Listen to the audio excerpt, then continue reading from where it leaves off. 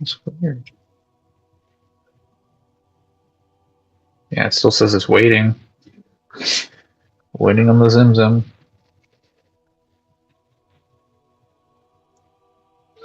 Oh, there we go. It's weird. It just has a massive delay. Okay, delay's done now. Time to check how far behind this stream is. Check. A few seconds, I think. A few seconds, I think. Yes. Okay, so not that much of a delay. Probably let them know it's live.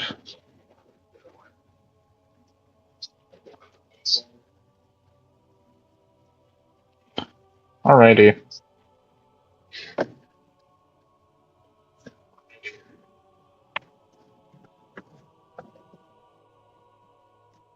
Pause this.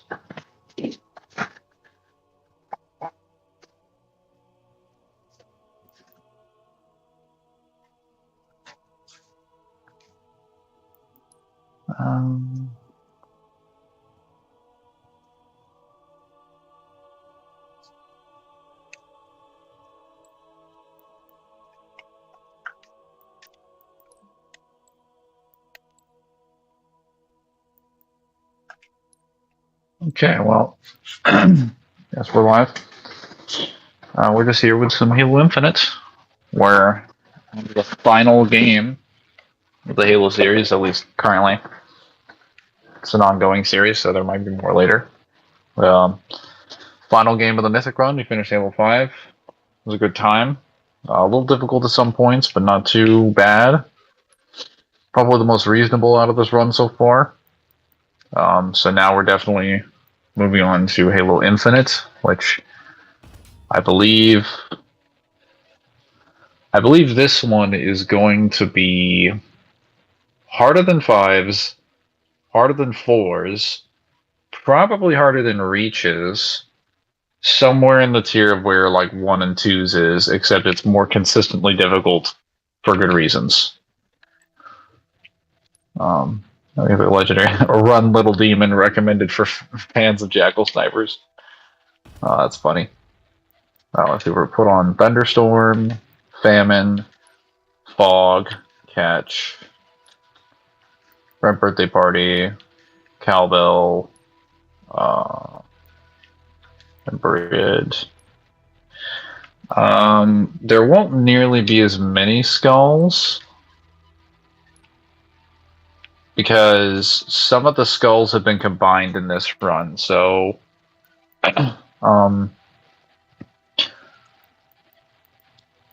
yeah. So Tough Luck and Tilt are not here because Tough Luck and Tilt are now they've been reverted to the Halo 1, Halo 2 gameplay design, which is that they're built into the formula for the actual shield system. So those are technically already on. So in reality, I have, let's see, with the Symbioid, Cowbell, Grunt Birthday Party, I have 4 primary skulls plus the 2. So really 6. I'll put on Boom. That'll double the explosive radius. That's going to make things a little touchy-feely.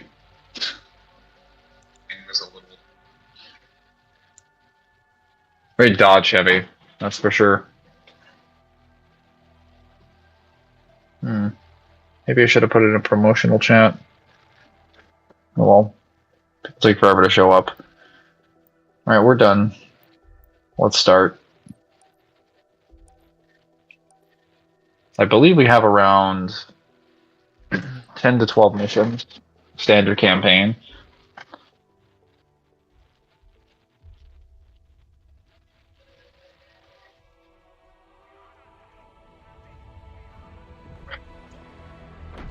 Yes, the Infinity getting absolutely just bum rushed by the Banished.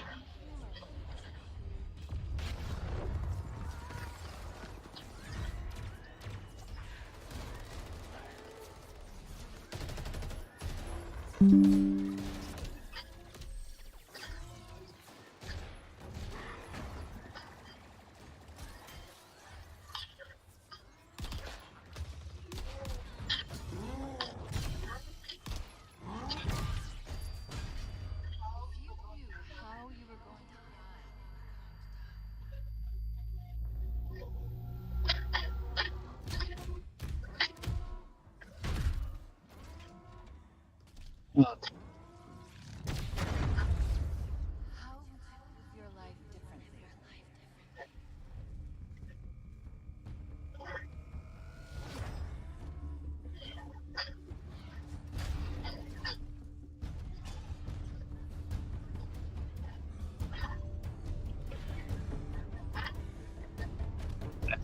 So badly.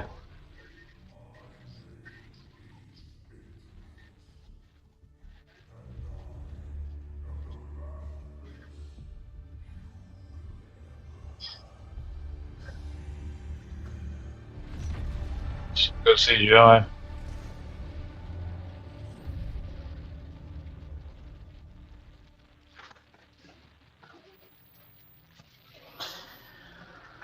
Oh.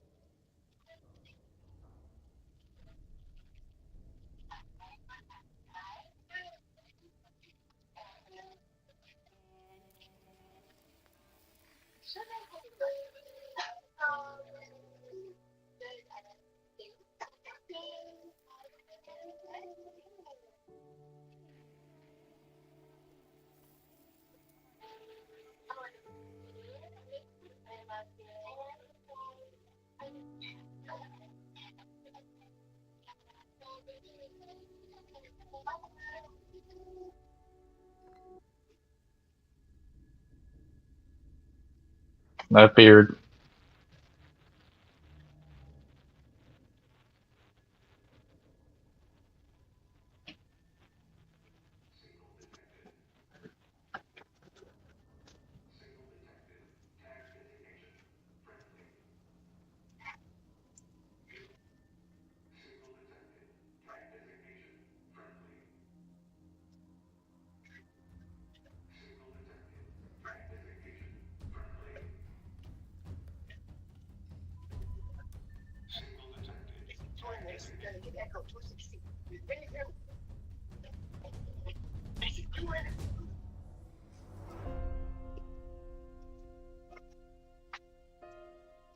Hmm.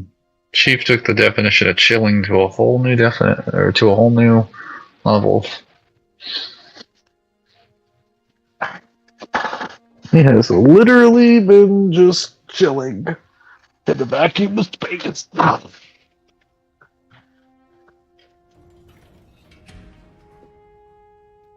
it's confirmed that he's in a medically induced coma.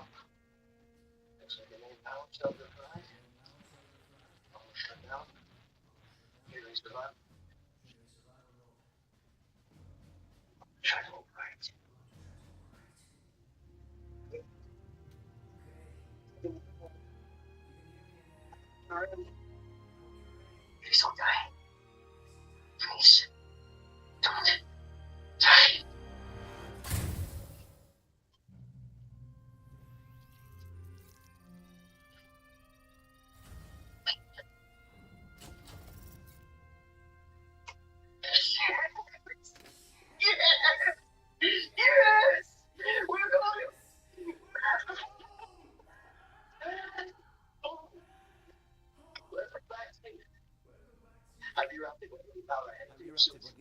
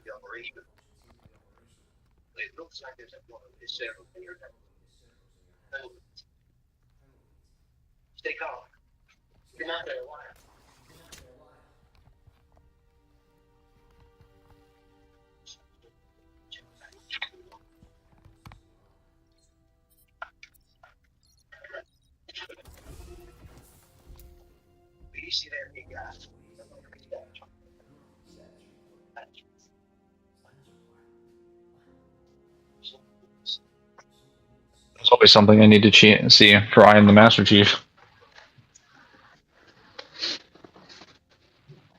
I'm trying to remember what happens in this scene. It's been a while since I played it.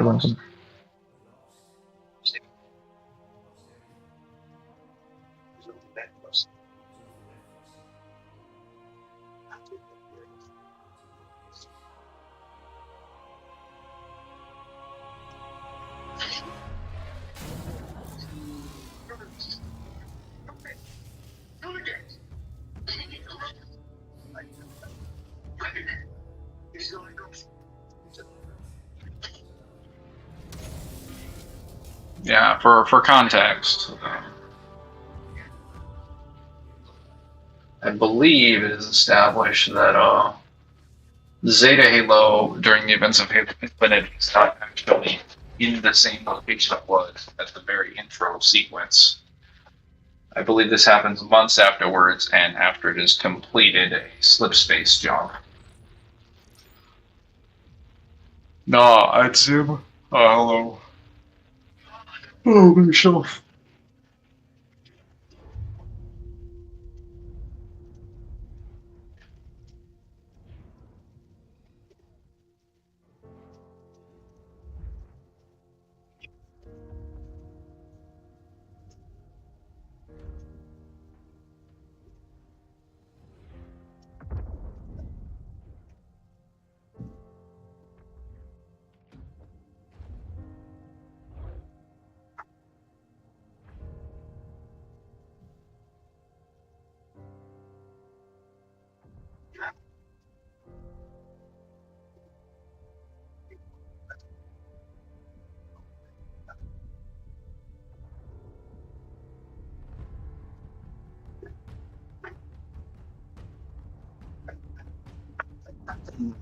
Where are the rest of you guys?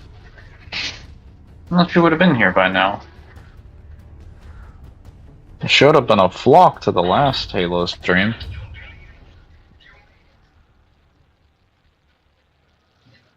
Now what?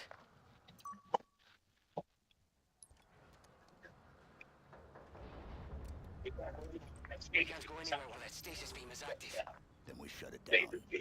Stasis beam, weapons, all of it. How will you get back? I'll figure something out. How you doing, Yuso?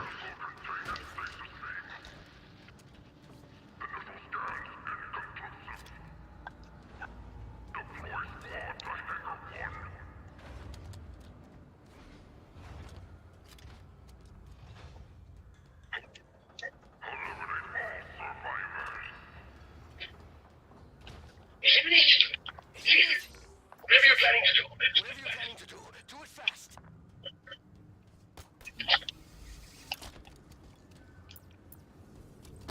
Mayor Mango? Yes. I was asking you how you were doing.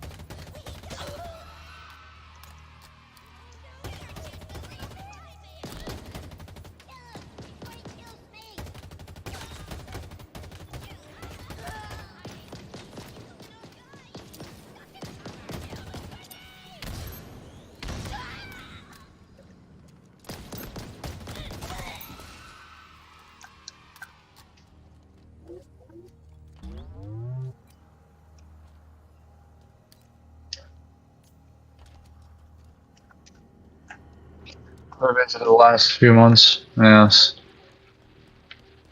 But what's their excuse?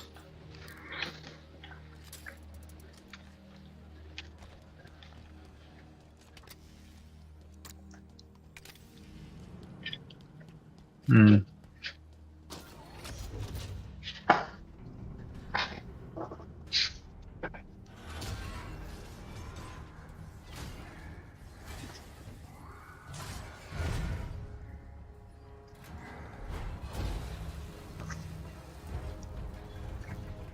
One sec.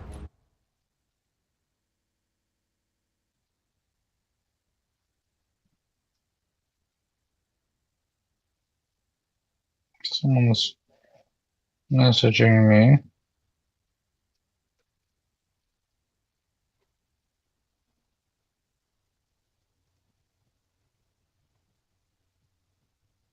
Perhaps I need to add the regulars.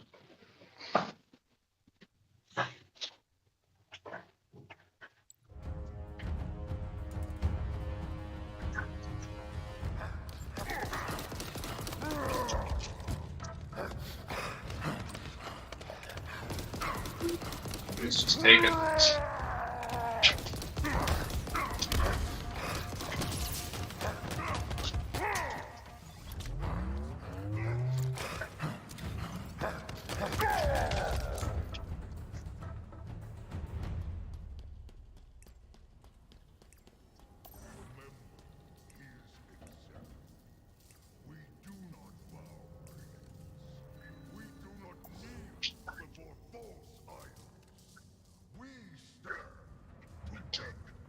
Houses sucks, bro. Yeah, they can.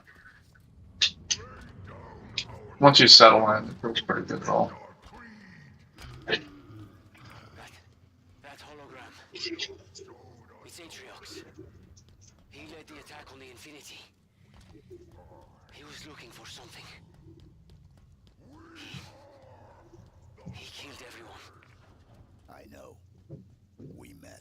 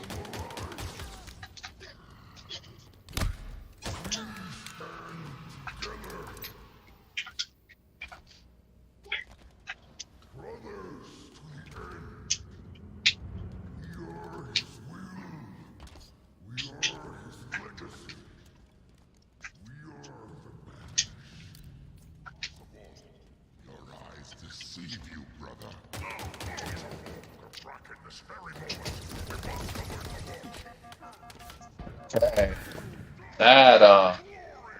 That was definitely a commando that killed me.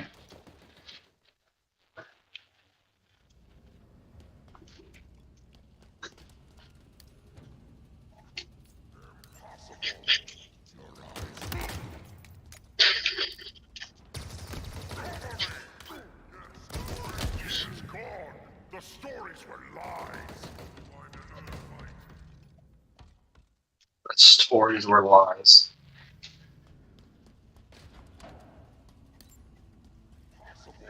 Well, unfortunately, I have the cannon luck.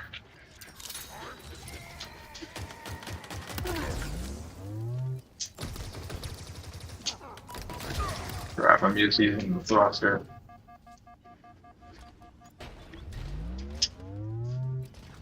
Man, that thruster pack was so useful. Definitely helped out a lot. Too bad I don't have. Well, actually, I did get it in this game, but I gotta use it on my equipment.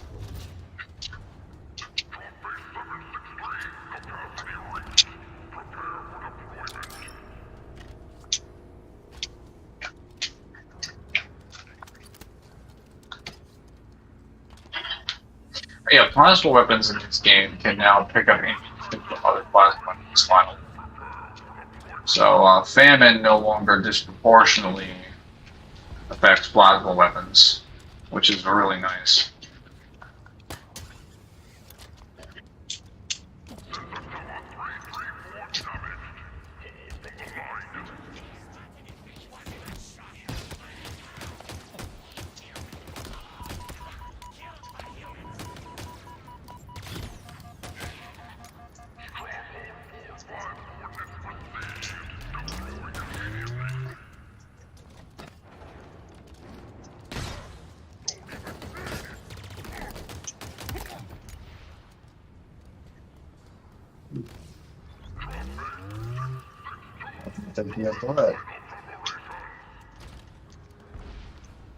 Oh well. Oh. Well, I've just been, reading through the entire Naruto manga very, very quickly. I went from, I think, Dropships. chapter 1 to chapter Stand a chance against all this. The banished one already. 518 in under 2 days. Then there's So I'm like 3/4 of the way done with the actual manga. It's quite the journey.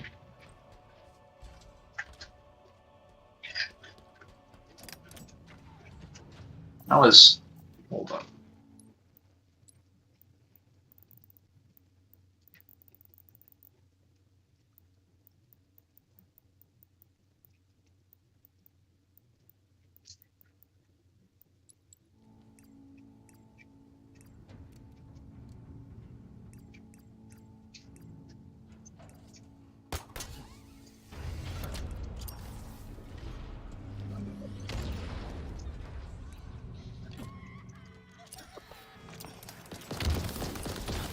That was a mistake. And no revert checkpoint. Hey guys, just got info into college. Just got into college. Oh, okay. Alright so far. Hey, me though. That sounds nice, and congrats.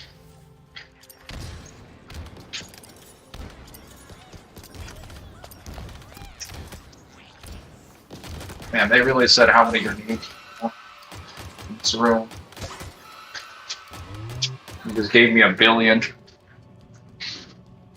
I was just saying how I started reading Naruto's manga from start to finish for the first time. And I'm already on chapter 514, so I'm like, I've just started the war arc. And by golly gee, I definitely have some problems with the interpretations people have been coming to in regards to lore and power scaling for the series, and character writing, and like pretty much everything.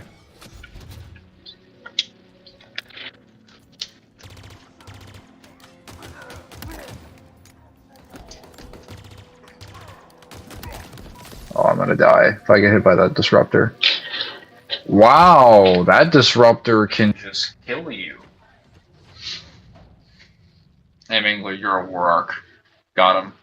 Give me 20 minutes if you haven't already talked about Naruto PS. What do you mean give you 20 minutes? What does that mean?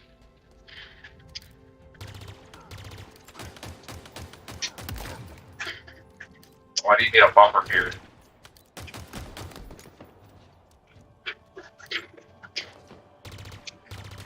He's done. That's what low spot. Low Arcanelis.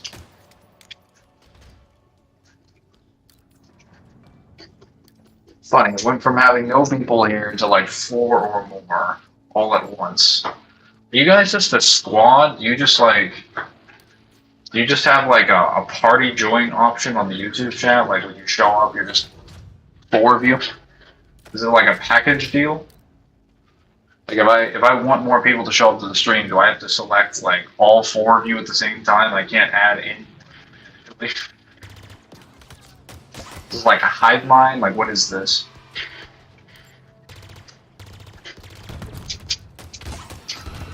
Wow, I died. I just died. Also, they have no restart checkpoint option, which is kind of annoying.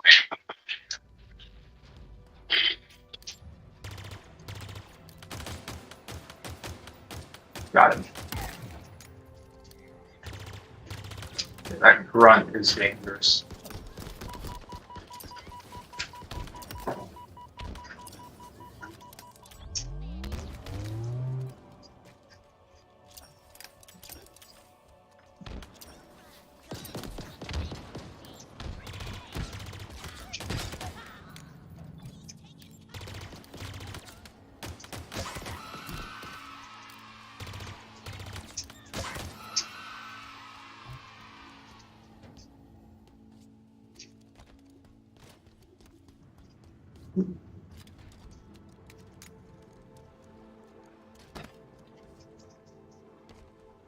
I think I killed them all.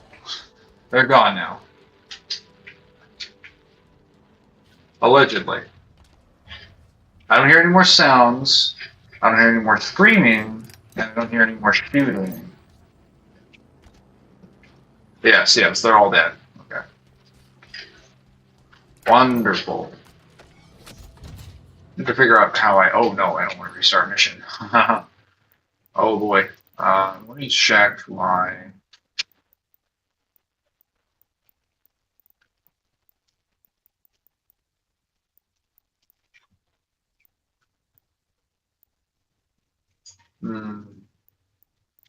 I can reset the default, but that's fine.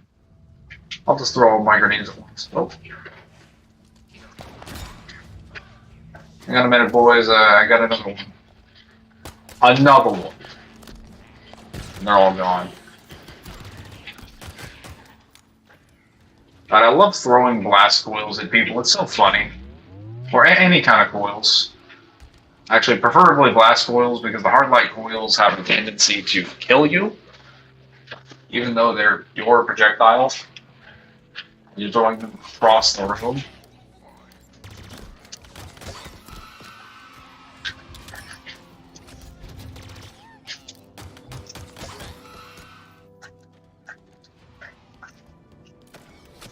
Oh.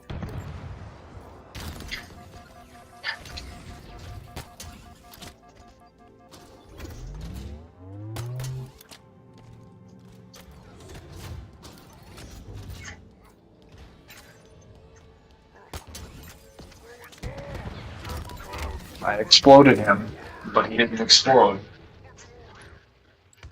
I'm a fraud. Or rather, my grenades are fraudulent.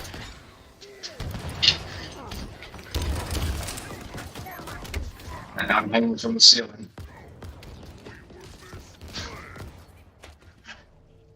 My goodness. Alright, well, let's go. Once more with Gusto. That is a fragment.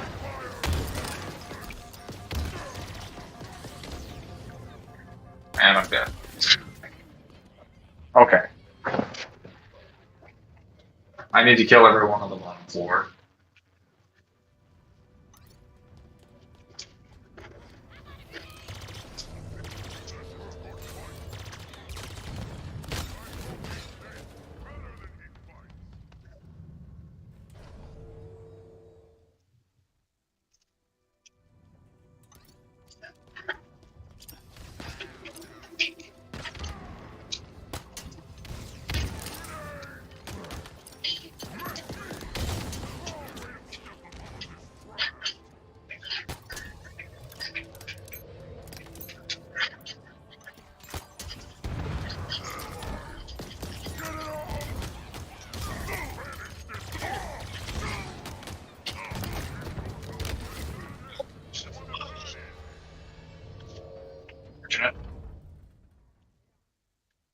How are you doing, Savage?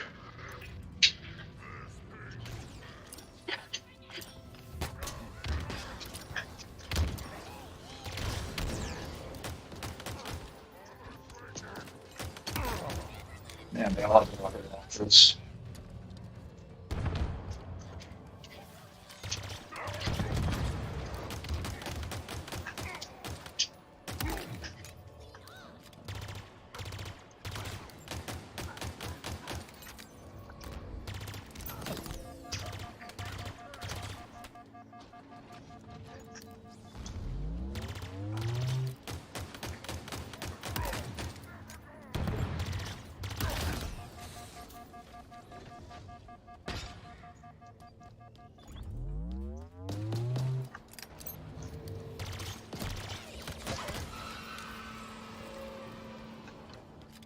Dare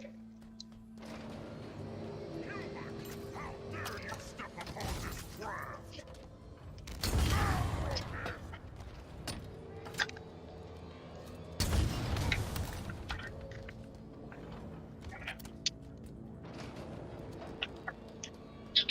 That's the whiskey? No.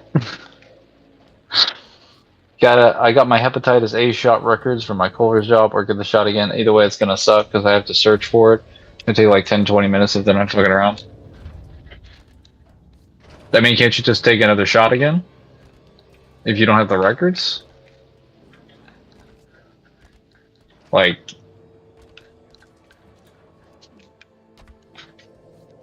I think all of mine are logged in my thing, so it's not too bad. It only is a problem if you have an issue with needles. I don't care. I'm like, whatever. As long as I don't have to pay for it. Or at least not pay large amounts of money. If I have it on record, then like, yeah, that doesn't bother me more.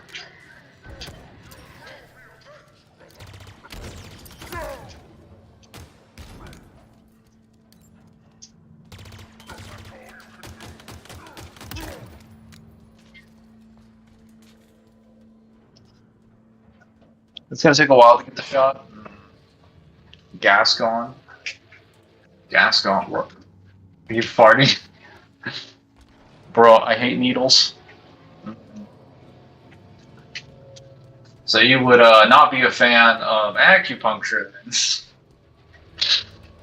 That would be your no-no zone. Gojo fans will say Virgil can cut an infinite space. Can Virgil cut an infinite space? If not, he lose to Gojo and Domain kill Virgil. From what I've been told, the Domain is just like can just give you infinite information, and just has like it's just a space that envelops Gojo. It's not necessarily like you don't have to bypass it in that instance. Because I think when he fights some of the characters, specifically, it's a good to do that. I could be wrong with that. I mean, even if they're arguing that, sure, basic demons can cross an infinite distance, and their powers transcend time on a linear scale, so I don't think an infinite space really means anything.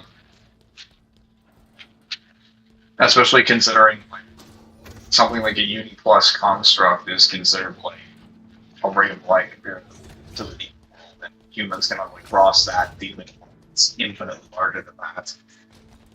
There are multiple infinite space demon worlds they can travel to and from. So I don't think like one infinite space, even if you have to do that, is really going to do anything to them. Infinite information also doesn't. Because their intelligence is far beyond the capabilities of humans. As well as their knowledge. I mean, I have statements that the power in Dark Knight Cry has no boundaries. So I would just argue that the power that they contain within their consciousness it's not limited by constraints of numbers.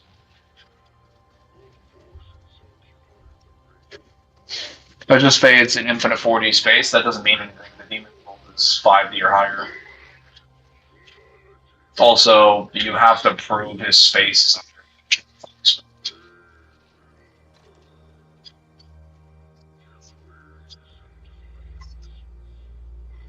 That hologram does not do his model justice.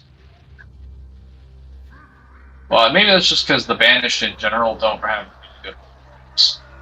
Their armor designs are great, but their actual holograms don't look very good. Everyone else's holograms in the Haloverse look fine. It's just when the Banished put a hologram up there, they're just like, well, it looks like trash. Even the Covenant's holograms look peak. Florida holograms, fine. The Banished are just like, well, we were running with like that 80s, dial-up connection when we made ours. We need to get out of here. Wouldn't it buff Virgil? It's like giving Virgil's a defense buff. I mean, I'm just talking about a basic demon. Like, we're talking about Virgil. Virgil literally has a statement in Pinnacle of Combat, or Peak of Combat, that states that that he transcends the boundaries of dimensions, reaching the apex of might.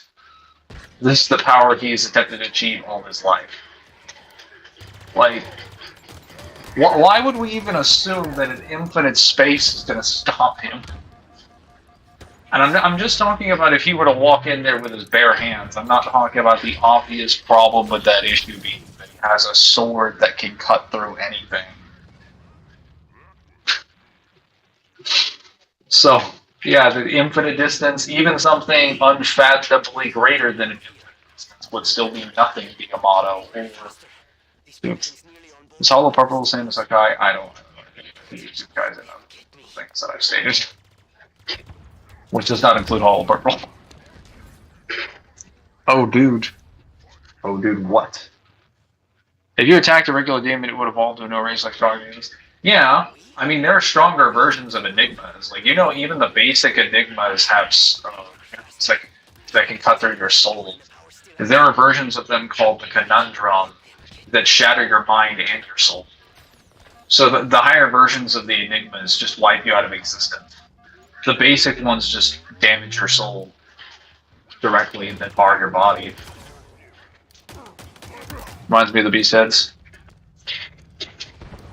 Every time I mention demons' powers to people, they're like, that kind of reminds me of the Beast Heads. I'm like, yeah, because the Beast Head isn't that special with a demon. It was made to take human material because human material is the largest purest quantity of demonic power. That was the whole point.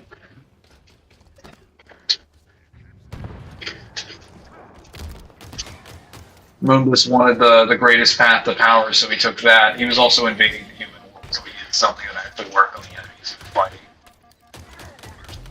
Since the Beast Heads doesn't really work on other demons.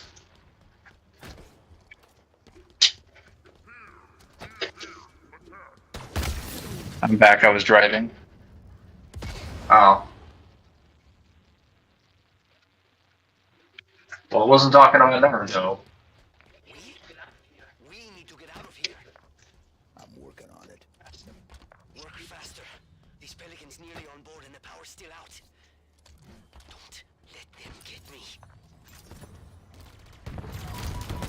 Oh, they are just destroying me with these rockets.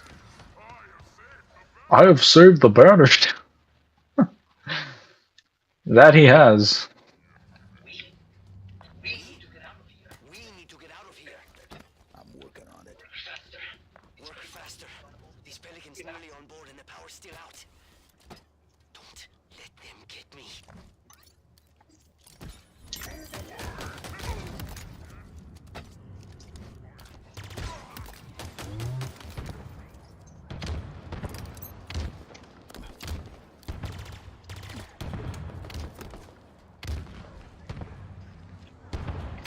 Ow.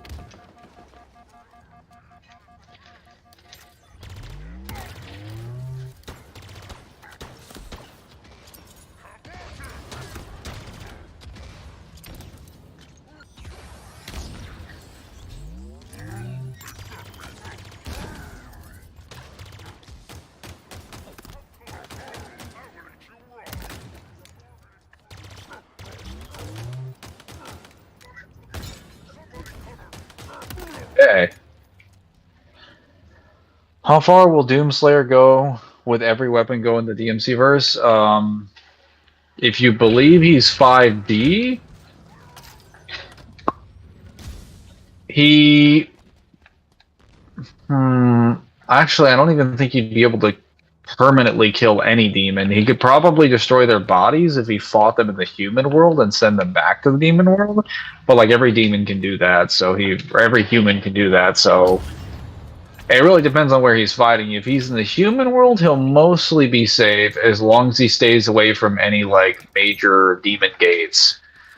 And if he gets a hold of any weapons made from human materials, like yeah, he'll probably be are made from demonic materials by the demon hunters. Like if he gets into contact with the demon hunters organization, like he could definitely he could definitely do some damage to demons, but his normal weapons are not going to be very effective. His normal weapons are not going to work at all. Even if you believe he infuses them with Argent Energy is not sufficient to counter demonic energy in the series. Demonic energy changes its properties and things depending on the person that is using it, depending on how much they've self-actualized it. And even then, most of its general properties are not like... They're far more broken than the things that Argent Energy can do. And they have better feats. Better higher dimensionality, better relationships to time, space, concepts, literally like physics, laws of reality, everything you could possibly imagine. So I don't think his energy would work very effectively against most demons, even assuming he could hurt them. Like, he would never be able to kill them permanently, and they could just keep coming back. You are going to destroy this ship with us in it? How about Naruto, and how about his skills being problematic? Yeah, so many things about Naruto. Running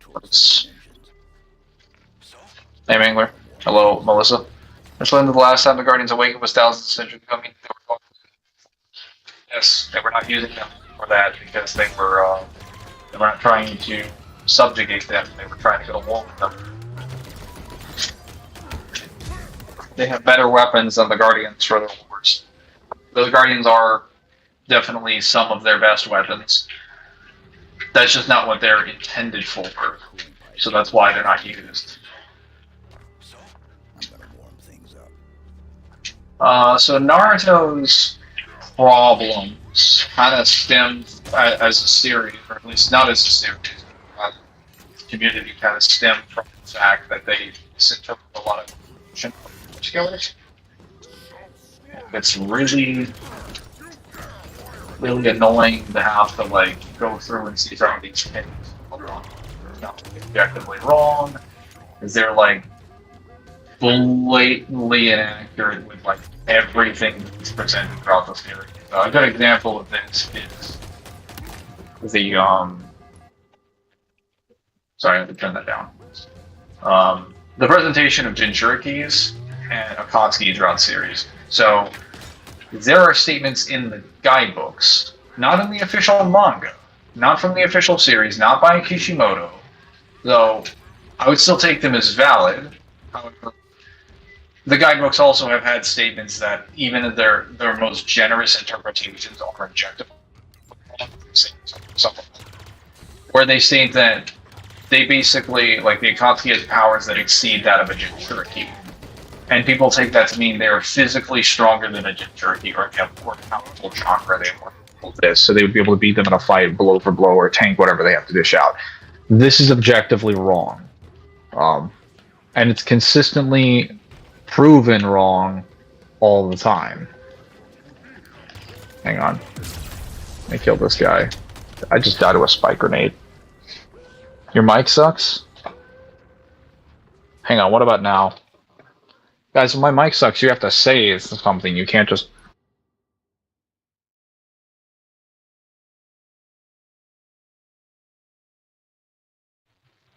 How about now? Is this better?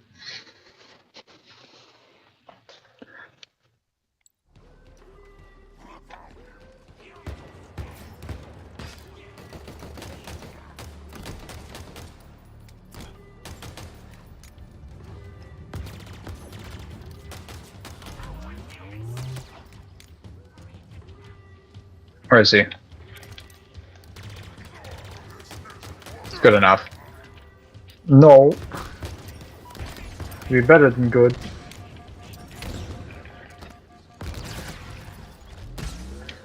Well, basically there's a lot of statements that are taken at a specific interpretation and value that are not only not consistent, but are objectively false throughout the series.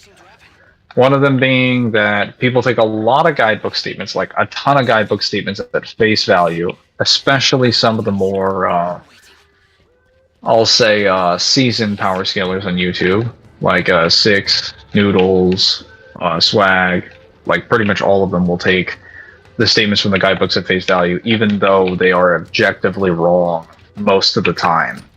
So a good example is one of them in one of the guidebooks, which states that it shows a picture of Hidan and Kakazu, and it states that the power of the Akatsuki exceeds that of even the Jinchuriki. Okay, so first of all, the sentence that follows it doesn't even actually confirm it's anything related to power, and you wouldn't even assume that because it's not demonstrated. The only reason you'd be assuming it's power, or the only reason you'd be assuming it's actual pure strength or like raw energy is just because the word power is being used, but that's not how the word power is typically used most times. Like power can refer to and typically refers to the ability to force someone to do something. From a sociological standpoint, it primarily refers to the ability to get people to do what they don't want to do. It has nothing to do with raw energy output, though that is a definition that power can mean. That is not always what power refers to. And most times that the word power is being used, it is often not referring to an output of energy. So why this matters is that in that paragraph that follows afterwards, that sentence, well, I guess I'll explain why it matters later, but just to elaborate, that sentence literally goes on to explain that Akatsuki are more effective against the Jinchuriki specifically because of their team combination, that even two of them together, even a Jinchuriki can't take them out. Because a lot of it has to do with their tactics, their skills, and their abilities, which are designed to counter Jubi. Because most of their abilities are meant for entrapping people, for putting a lot of pressure on them. For 2-on-1 combinations, almost all of them are intended for specific strategies. It is not based on having raw power. Oh, the Naruto guys and how they conflict with the manga. Well, yeah, the Naruto guys conflict with the manga so much that they're definitely some of the worst guidebooks I've ever seen for an actual series. They conflict and they have statements that are so wrong all the time. And some people try to say, well, the translation is wrong. It's like, no, they're just consistently inaccurate all the time. Also, if you say the translation is wrong, you're basically cherry picking, because you wouldn't be going around taking Japanese translations for every single piece of English media you see. It only becomes wrong when you find something that's wrong from your perspective. But if you didn't consider it wrong, you wouldn't be bothering looking for a translation.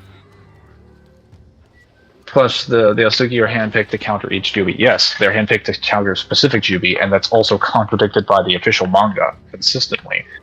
Because every time they run into Jubi, they literally tell them, you need to be back here by this point in time, because you have to grab the Jubi, you have to bring them to a destination, right? And then you have to extract the Jubi from them. They have to meet a deadline, because they're rushing to take these weapons from I guess the people, but I say weapons because the Jinchuriki are mainly referred to as military weapons for the villages. They're taking the beasts, and obviously the people, and they're getting them there to the Akatsuki hideouts spread all over the world as part of a deadline. They need to get them there within a certain period of time because they want to escalate their projects on a certain timetable. Most of the time that the Akatsuki members show up with the Jinchuriki, they are stated to be late. And then they specifically say, why are you late? And the Akatsuki members are usually like, well, they gave us more trouble than we were expecting. Or their jutsu was a lot more powerful than I expected. It was a problem. It's like, okay, well, if it was a problem, then you aren't easily capable of beating Jinchuriki then. Okay, so I can throw that line out of the window then. If it's an issue and you're consistently never meeting your deadline, then this is a problem. All the time.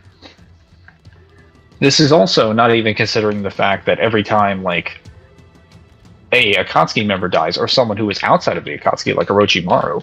When Orochimaru died, Pain literally goes up to Itachi, at least in the meeting, and he's like, hey, by the way, your brother killed Orochimaru. He's probably gunning for you too, because he's assembling a team of powerful shinobi, not just your run-of-the-mill people, one of whom is a relative of the Seven Ninja Mist swordsmen. So Kisame and Itachi, you need to watch out. They're probably your targets.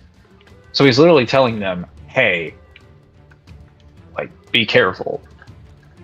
First of all, if that's true, then that's literally an admission that Orochimaru is not only a match for most of the Akatsuki, but that he is dangerous enough to that most of them think that he'd be able to beat them in a fight, or he'd be able to create circumstances capable of beating them. And yet somehow people think Orochimaru is like halfway up the Akatsuki only. Obito, during the war, literally admits that Orochimaru still would have had things that countered the first Hokage because he came up with a venom jutsu that was specifically designed to restrain Hashirama cells. And he constantly references Orochimaru being a threat all the time. Yes, the Akatsuki didn't have the info on individuals' containers, and all they could do. Yeah, they didn't. Their information is not completely reliable. But the point I'm making specifically is that if they are indeed scalable to the Biju, if they're as strong as the Biju and the Jinchuriki, why do leaders of the Akatsuki like Pain and Obito consistently tell their members all the time, hey, you need to be careful of this person, you need to be careful of this, or you're gonna be in trouble, like, you need to watch out for this, you need to watch out for that. If they're consistently stronger and better, not only would you not need to tell them this because you would assume they'd be prepared for each circumstance, you're literally worried about them losing or potentially being put in danger.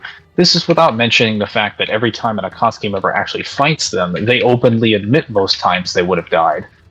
Itachi literally admits that if he were to fight Jiraiya, even if he managed to kill Jiraiya, he'd be badly wounded. He would use up a ton of his chakra specifically, and that he probably hunted down by the reinforcements that were called in after the fact. Datara, literally, like, base Datara gets punched into the ground by, like, just Naruto with a little bit of Nine-Tails chakra. He doesn't even have the cloak in the manga. He just punches him with a couple punches, and Datara is bleeding out the side of his mouth. Get ready. And then when he gets back to HQ, he's like, hey, by the way, you need to watch out for that Nine-Tails Brad. Be careful if you see him out there. It's like, bro.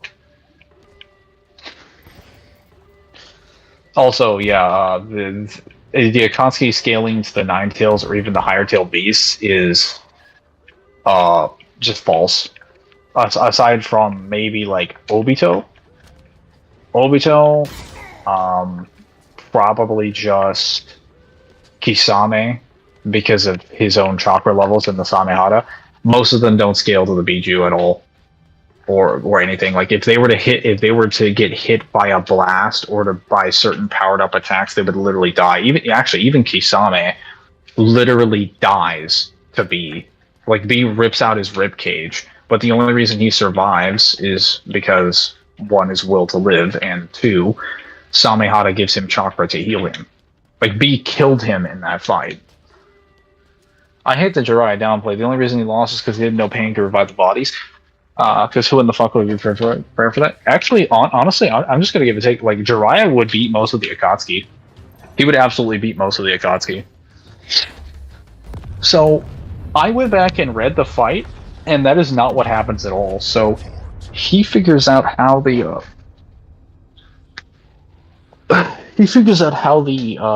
Pain's jutsu works pretty easily. He's beating the animal path by himself with no sage powers. Like, none at all. And then the animal path summons two more, and he's like, okay, I need to start using sage mode. He was beating the Paths of Pain in the Rain Village, where they're the strongest, just because of, like, his jutsu.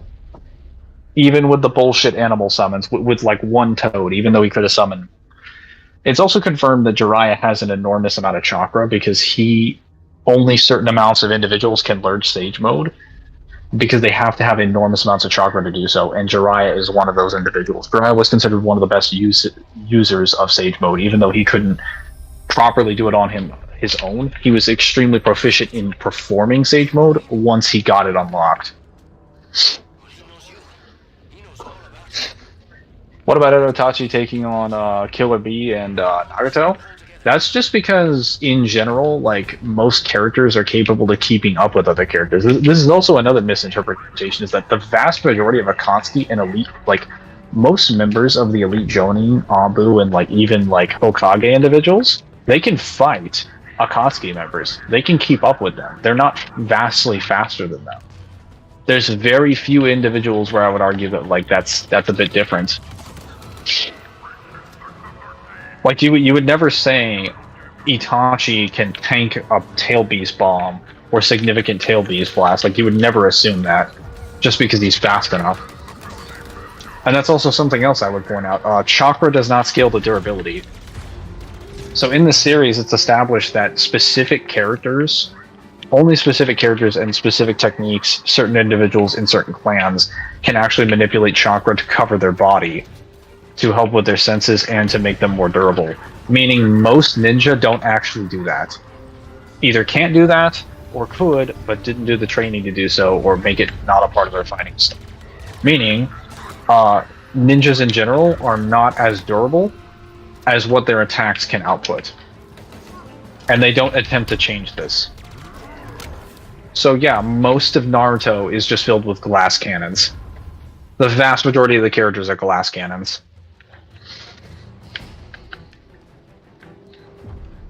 And that's without all the problems with chakra in general. Like the descriptions between how chakra is presented at the beginning of the series and later in the series is wrong. People assume chakra has spiritual elements when the term spiritual energy is used one time in the entirety of the whole manga. One time in reference to chakra.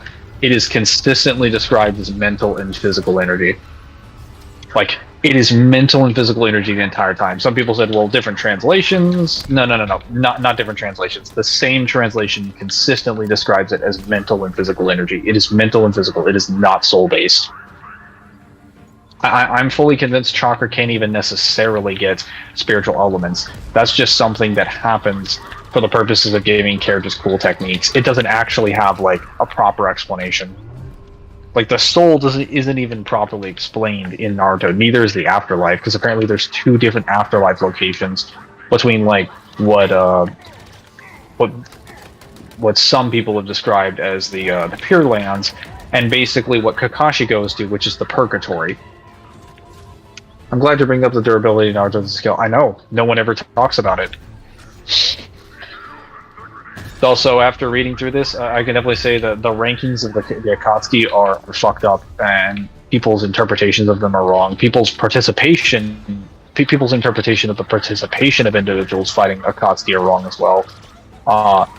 So a lot of people gave Sakura shit in that fight. Oh, and they also give Sakura shit for reasons that I do not understand after reading the manga. I'm fully convinced most of the Sakura hate was completely unwarranted. But I'll get into that in a minute.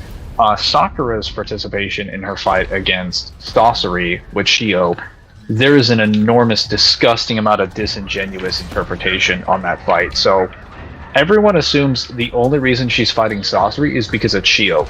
Shio literally states, like halfway through the battle, once her hands get disabled by the Iron Sand, that she is no longer even needed to support Sakura when she's fighting Sasori, and he's using this puppet body, and even the 3rd Kazekage puppet.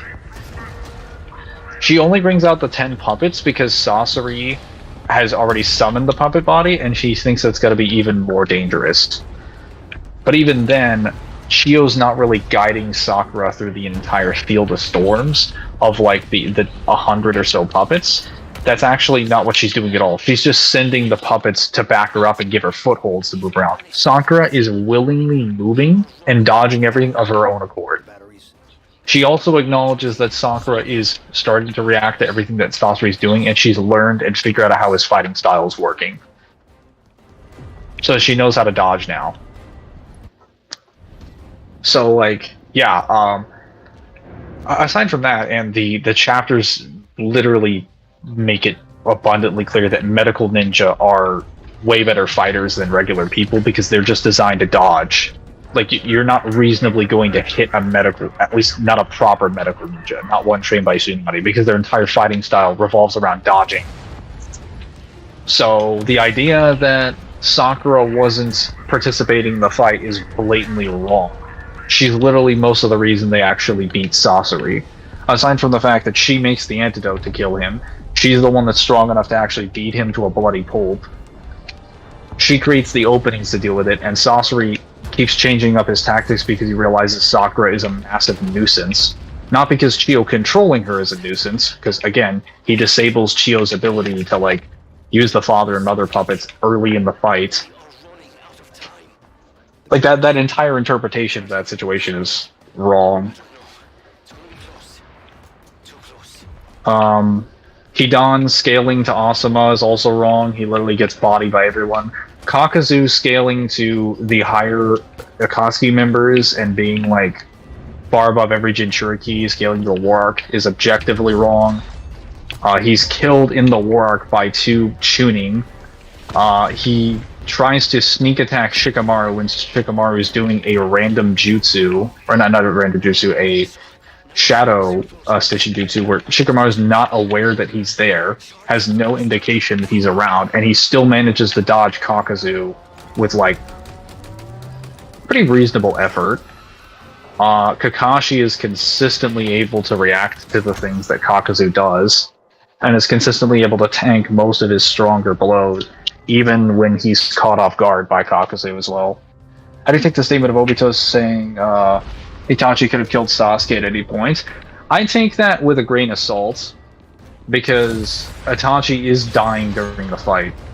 What I take it to mean is that like Itachi could have prepared the circumstances needed to kill Sasuke at any point, and that if he was just actually trying, like he probably could have just popped the Susanoo at the beginning of the fight and just stabbed him. Like there are techniques that Itachi could have whipped out, but I don't think Itachi could have moved fast enough or struck hard enough to hit Sasuke. I believe they were relative at that point because Itachi was basically dying.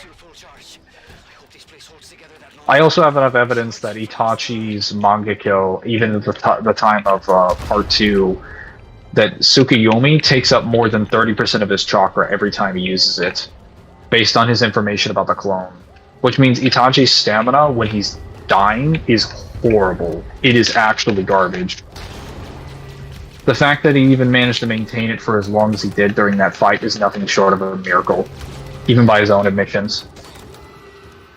I mean, Narutoverse still takes the time to dodge kunai, even high tiers. Also, the fact that chakra isn't something that everybody has, something that has to be molded.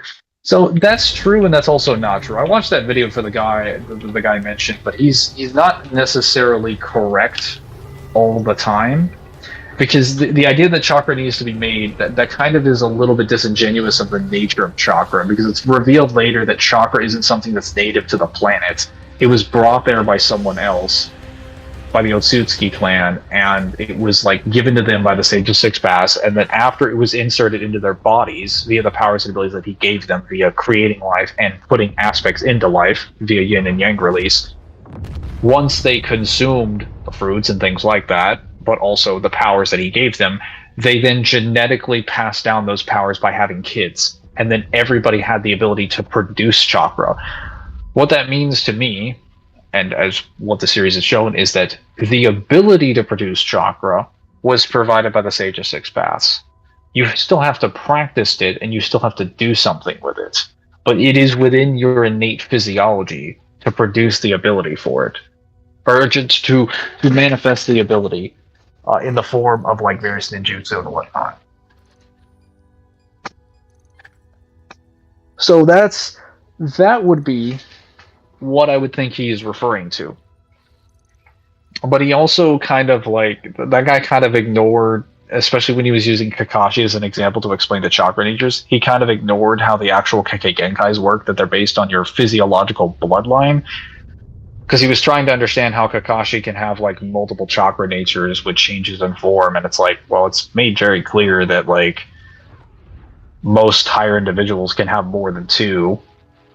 But even then, it's made abundantly clear that the whole bloodline thing is mainly what produces certain traits, which that's indicative of real life too. There are individuals around various portions of the globe that have certain physiological traits in their lungs, in their skin, in their heat and temperature resistance, in their stomachs and parts of their organs because of the places that they've been exposed to and the things they've consumed and the things that their descendants have done. So why wouldn't we assume in a ninja world where everybody's shooting fireballs out of their fucking face that they wouldn't have like specific physiological traits that the Sharingan can't copy? That seems pretty reasonable to me, and that's not even like headcanon. That's just how physiology works on a fundamental level. You have to accept that as a basic principle whenever someone mentions the idea of a bloodline or genetics. And Naruto, if not anything at all, is definitely a story about genetics.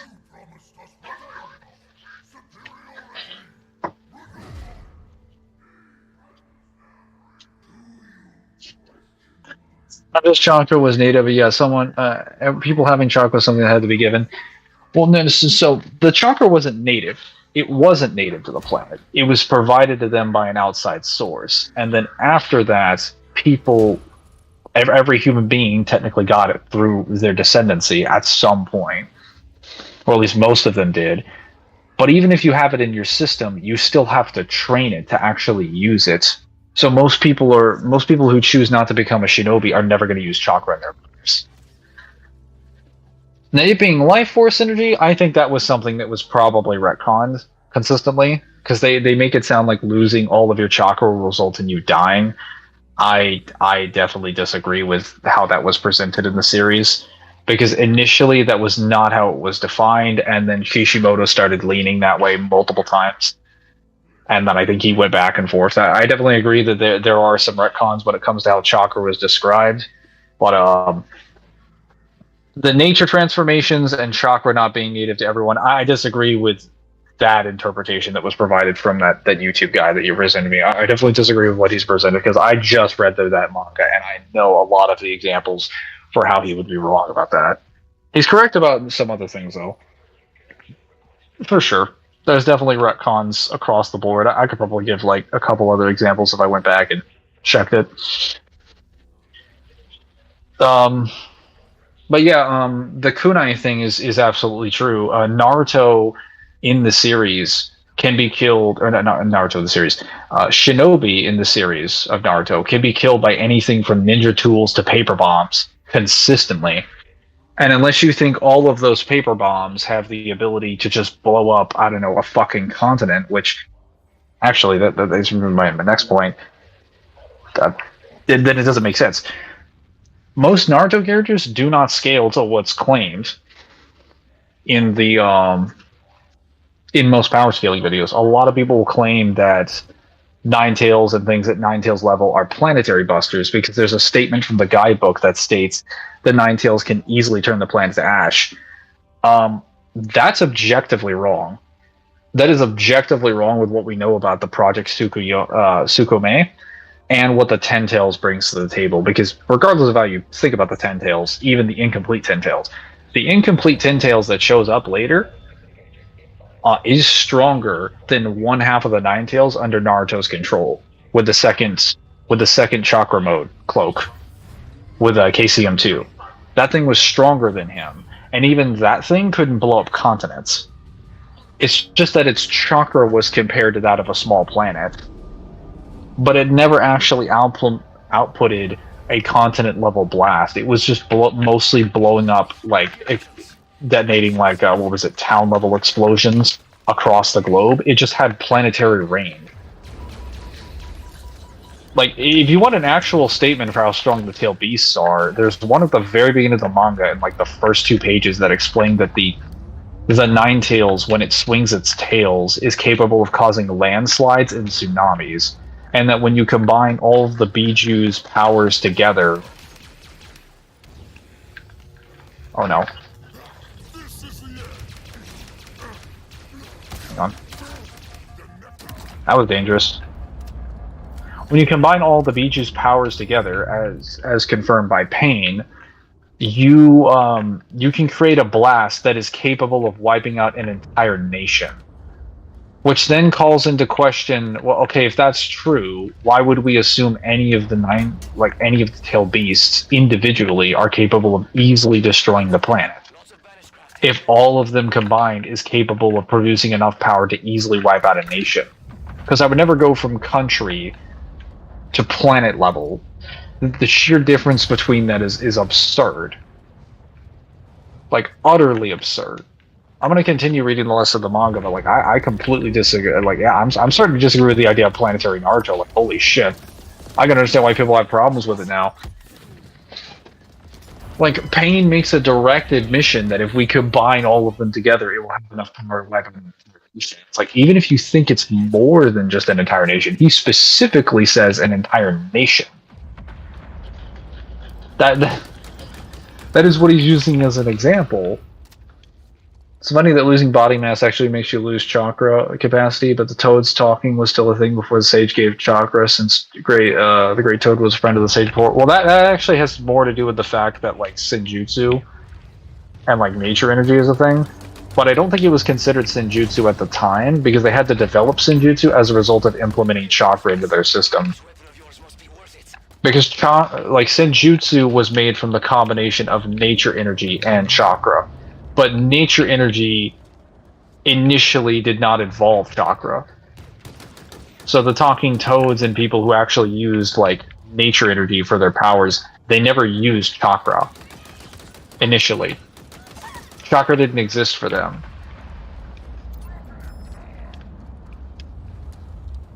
So that would just mean retroactively that doesn't really make sense in the context of what's it called? It would not really make sense in the context of, like, Hagoromo and his brothers, like, journeys around the world to gather enough information and weapons and tools to beat their mother. He fights his mom? Yes, I know that Hagoromo fights his mother. El Kaguya. Also, the idea that Obito is massively stronger than everyone in the Akatsuki, I completely disagree with that. I'll just go as far as to say that the strongest members of the Akatsuki could absolutely kill him. Most of the reason he's just a problem to deal with is combo weight. He's not drastically stronger or faster than them. The main reason Minato thought he was that powerful was just because of his teleportation jutsu. Like, when he says this guy was extraordinarily powerful, he's referring to the ability for him to teleport. He's not referring to him hitting harder or taking more damage. In fact, when he gets hit with a regular Rasengan, and it is a regular Rasengan from Minato, his arm falls off.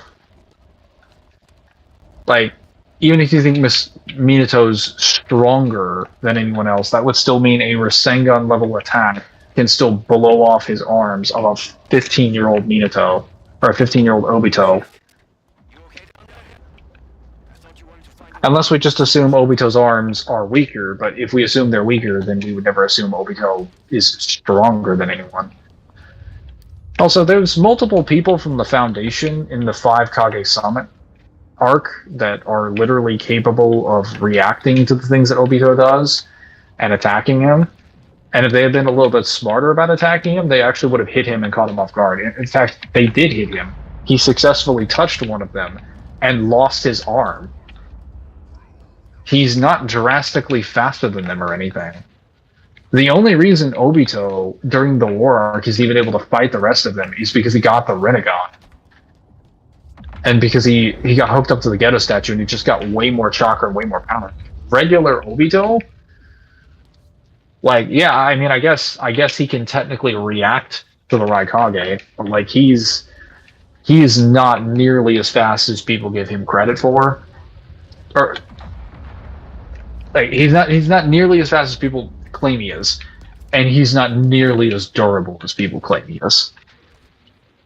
It's interesting that sages might have existed in the Naruto world before aliens came, or at least people used Ichichakra. Yeah, that is pretty interesting.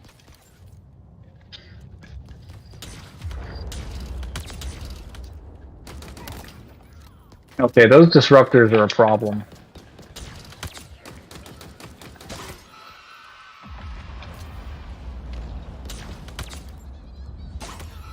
Fortunately, I have the heat wave, this delicious heat wave. This whole place looks like it's dying. Like it's clinging to life somehow. How is that possible?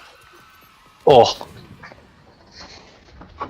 Oh, and Obito also openly admits multiple times that Itachi could have killed him if the circumstances were correct. So if he hadn't had Kamui, he would have died to Amaterasu. He admits that if Itachi knew that he had Kamui, or if he knew that he had the thing that was Kamui, he doesn't reveal that it's Kamui at the time, obviously, it's revealed later, but he's clearly referring to Kamui. He admits that Itachi would have killed him. Because Itachi would have realized, oh, you have something that allows you to phase out of reality. Okay, I'll just account for that and just make a new plan to kill you. So yeah, Itachi definitely would have swept most of the Akatsuki with the right planning. Like I fucking said. And so, ironically, all the people who were claimed to be Itachi wankers were just correct. I mean, well, they were incorrect when it came to his chakra usage. They were correct when it came to who he would be. They were absolutely correct. Most of the characters openly state they would have lost to Itachi under the right circumstances. And the characters that don't are like, yeah, I need to spend my entire life, like Orochimaru and Data, spend their entire life revolving around ways to kill Itachi because they're so jealous of him.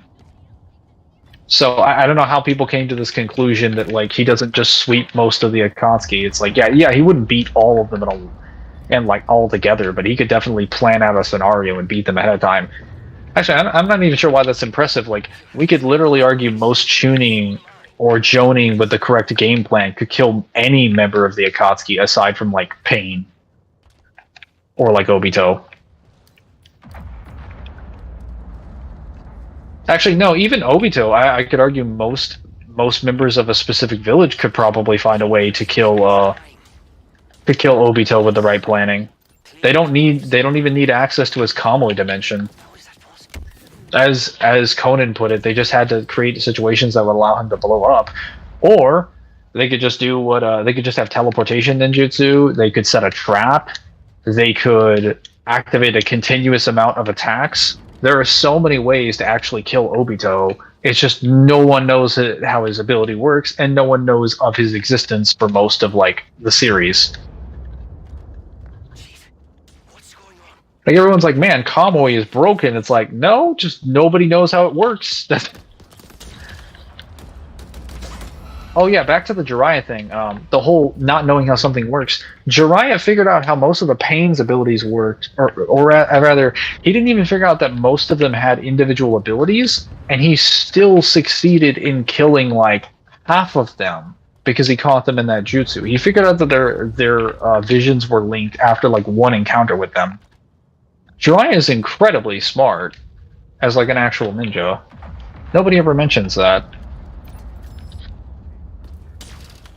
Also, based on his feats and his stuff with Sage Mode alone, like, yeah, he would already beat most of the Akatsuki in a one-on-one fight. He also one-shots the human path with a single kick in Sage Mode. So, yeah, he would literally kill most of the, if he were at the Leaf Village when Pain attacked, he would have killed most of the Akatsuki members. Or he would have killed most of the Paths of Pain by himself. Well, I say by himself, with the Toads, but if he were in Naruto's position after Pain did the Shinra Tensei, he would have killed most of them. Whereas New Itachi was a glass cannon when sick, but he is the Yanamir, which can block all chakra attacks in one direction, the sword that seals anything. Does that include Rinnegan Obito? No, because that Rinnegan Obito is not normal Obito. That's Obito with, like, a bunch of other things. That's not standard. I mean, I know he likes to claim the Rinnegan is his, but it wasn't really his at all. It was Madara's. Obito's over here being a fraud.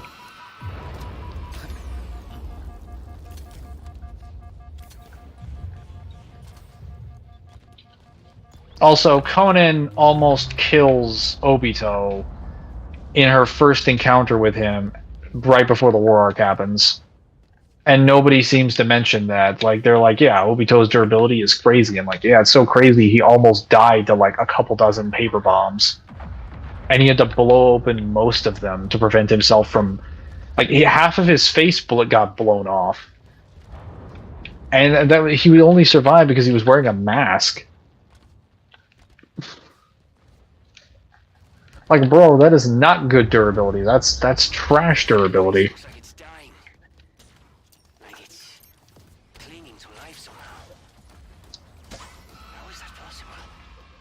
ring is different. I see an entry point. Oh, I am just getting destroyed.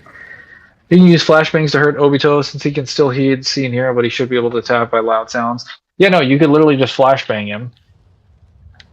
And then, or, alternatively, if you hit him with a poison, he's dead.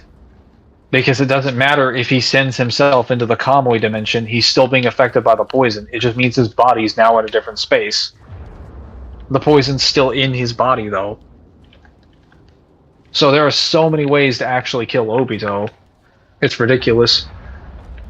Could the Forerunners create a solar system sized hyperbolic time chamber? They technically already created a hyperbolic time chamber. At least according to Glasslands. They created a space where, like, time is literally different than what's existing in their outside reality, inside of, like, a micro bubble. They also... Well, humans in general found a way to accelerate the growth life of plants using Forerunner technology to age them ahead of time. So yeah, they have stasis chambers and things that they can use to suspend time, to accelerate time, to trap you in a different flow of time. So they probably could make one the size.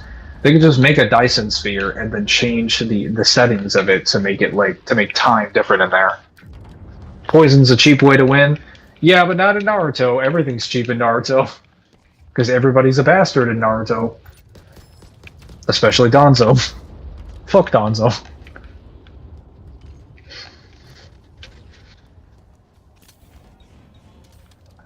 Oh, and Kakazu beating Pain. Yeah, I don't know who the hell came up with that conclusion, but he gets sweeped by, like, fucking joning with the right intel. I went back and watched that fight against Kakashi. Kakashi reacts to him like multiple times, even though he's had his chest blown off, or at least his armor blown off and half his mask destroyed. He's been damaged by multiple jutsu, and he's used multiple Raikiris. And he's still like, oh, well, I could probably take him out with Kamui. Like, bro. Kakashi literally died to Pain. A stronger Kakashi would have died to Pain in the next arc.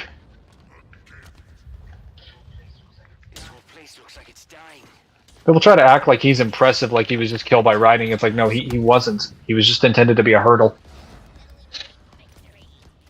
Like Shao Kahn poisoning a Naga. I don't remember Shao Kahn poisoning anybody.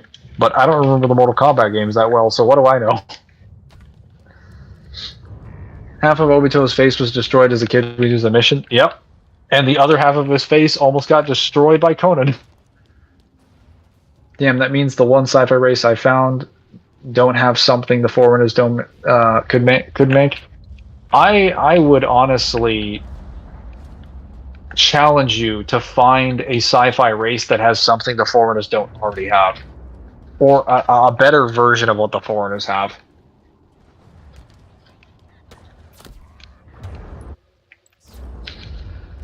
Speaking of Danzo, apparently it was Danzo that told the village that Kurama was sealed inside of Naruto.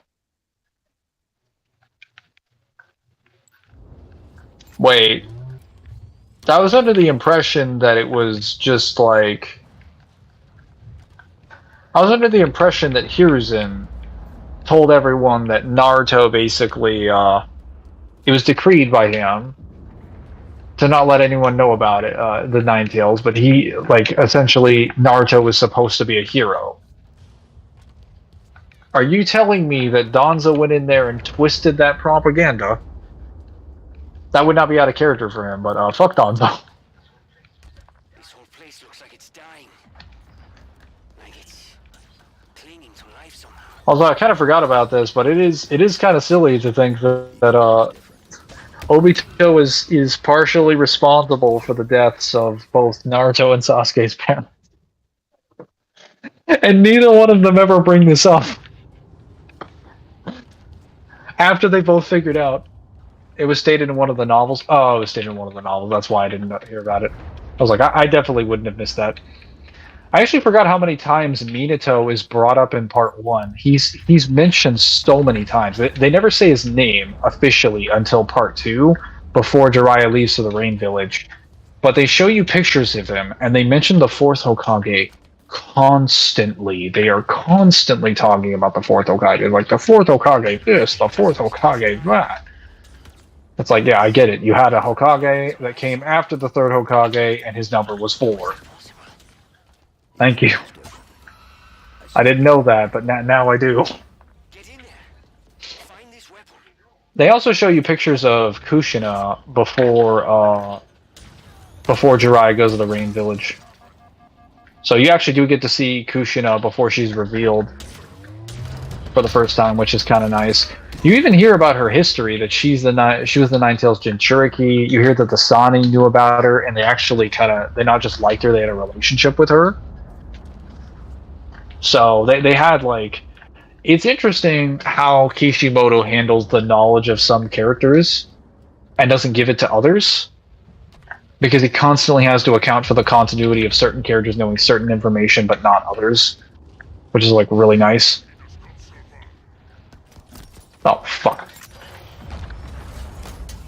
That was a mistake.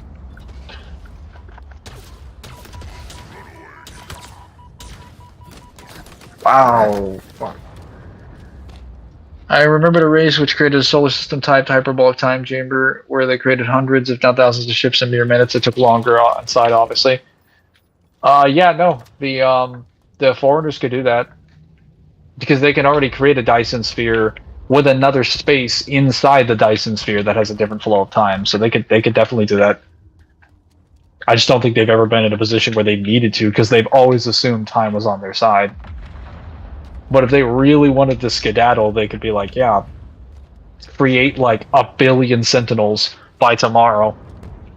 I want 1,000 Sentinel factories on this facility, pumping out. Go. 4, like DMC4? Yes. Anytime I mention the word 4, Samaj is like, oh, what was that? A number after 3 but below 5? Perfect. One might say the heavens have smiled upon me. I don't know how anyone thought that the entire village didn't know who Naruto's parents were, considering how Kushina was growing up with the fact that Naruto looked like a carbon copy of his father. Yeah, some people said that Jiraiya didn't know who Naruto was. It is made abundantly clear in Part 2 that that is not true at all, that he knew who he knew his parents. I don't think he knew that Naruto was born the day the Nine-Tails happened, but he knew Kushina was pregnant when the Nine-Tails came out, so he would have just come to the conclusion that she was there. Also, yeah, that's definitely almost everything in Part 2 pretty much confirms Kishimoto does not have like proper hindsight. He did not account for all of the information he gave certain characters. I think Minato and Kushina in particular kind of ruined the competency of certain characters to actually handle Naruto, because it basically proves that he had a father and mother around who they knew and who they interacted with, but they didn't bother interacting with Naruto at all. They just kind of left him out to rot. Only the third Hokage did anything at all, because he gave him an apartment, paid his rent, got him food, and did occasionally watch over him. And did meet with him and talk with him a bunch as a kid. So, like, honestly, the third Hokage was there more for him than Jiraiya, Tsunade, and like every other individual in his life combined. But when would you watch Hunter x Hunter, a better anime? I already watched Hunter x Hunter. Also, I'm not gonna watch Hunter x Hunter if I do it. I'll just fucking read it. How is that possible? Each ring is different. I see an entry point in the wall ahead. Get in there. Find this weapon. Then we can go. Right? Yeah, so I'm fully convinced that Orochimaru would kill most of the Akatsuki. Now, like, I'm just fully convinced he would. Only not Itachi, but Itachi in particular is probably a little bit faster than him. And Itachi is Genjutsu. That is the primary reason he would beat him. A lot of people seem to think that Itachi's just more powerful, has more powerful chakra, he's more durable. That's not true at all. most ninja are not more durable than each other. They're roughly around the same.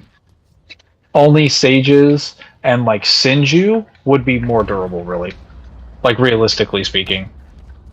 Because most of them can still be killed by kunai that are not infused with chakra.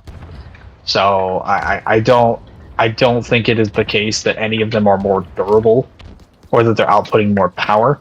It's just that they're, or at least at that level, they're not really outputting more power. It's just mainly techniques and like prowess.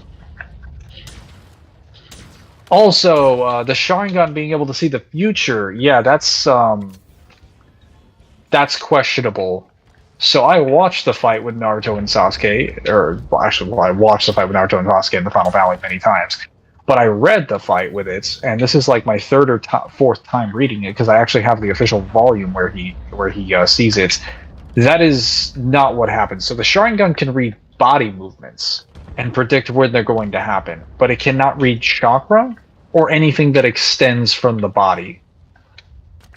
Anything that extends from the body or anything that is internal to the body, they cannot predict. So it is not true future sight if you assume it to be that way.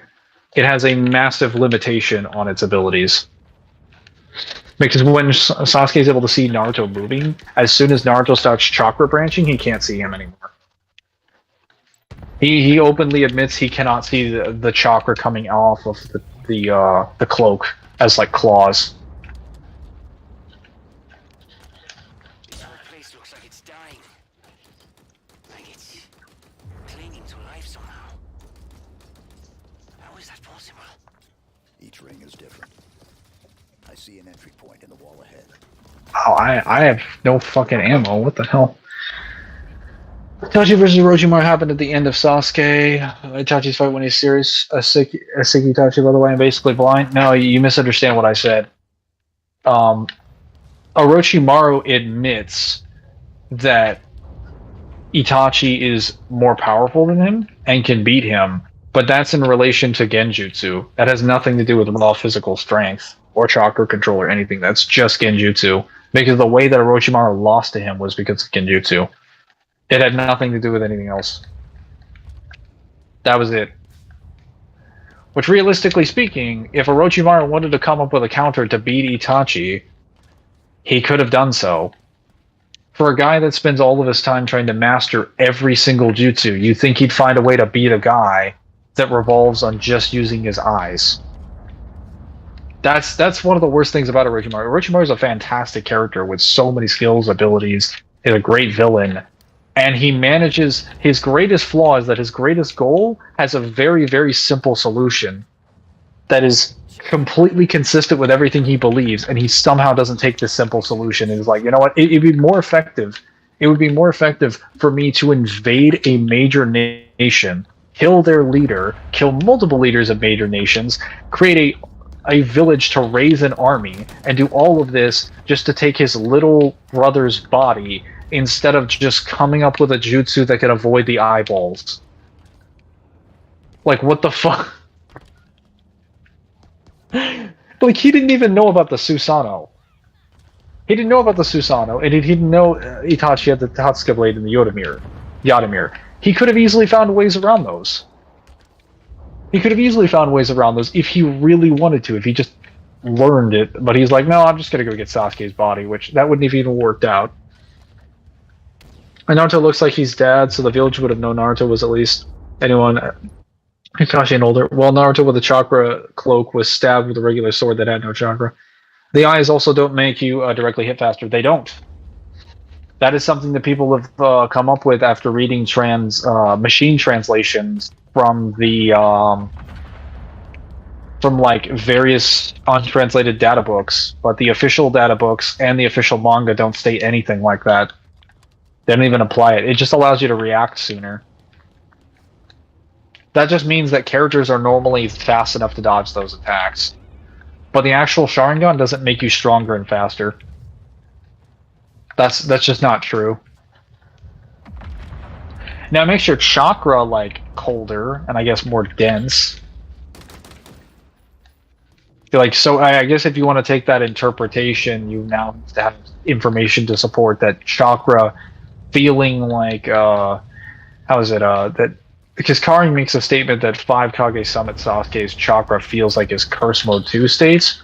So if you just say that like, well, because it feels like it, therefore his power is that level, okay. I mean, there are chakra statements for when people are at a certain level of chakra, and they don't look like what Karin's referring to. Because Karin uses it to refer to people's personality and like what their intentions are. Clinging to life somehow. Mainly their killer intent. Primarily during the 5 Kage Summit. I see an entry. So Get in there. Find this weapon. And we can go. Right? yeah, I just disagree with a lot of those claims. I don't think the scaling chain for most characters really changes, except for certain Akatsuki members.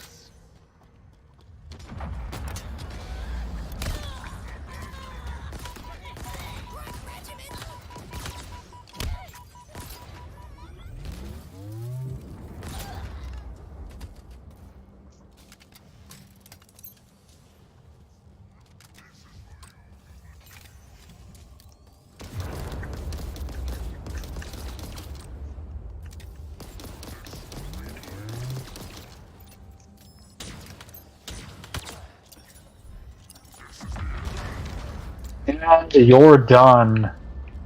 Yeah, give me that money. Let's go. Be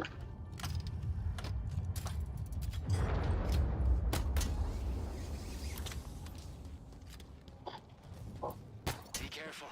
They're still coming. Don't you basically one-shot him in his strongest form and the sword just put the victim in a genjutsu in the gourd? I'm saying it already happened. No, so you're mistaken. He one-shot him with a sword that is designed to seal people away and is a spirit-based weapon. That's also Itachi's strongest weapon, so you're basically admitting that in order for him to beat someone, he needs to use the most powerful form with the most powerful weapon he has at his disposal. That's kind of a concession that regular Itachi would just lose. Everywhere.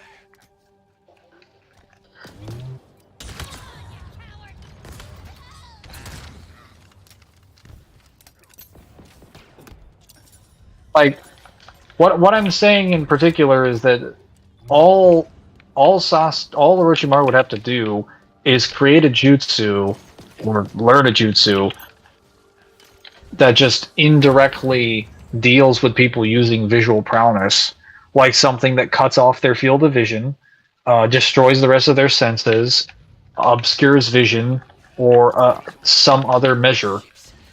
It'd be very easy for him to do that.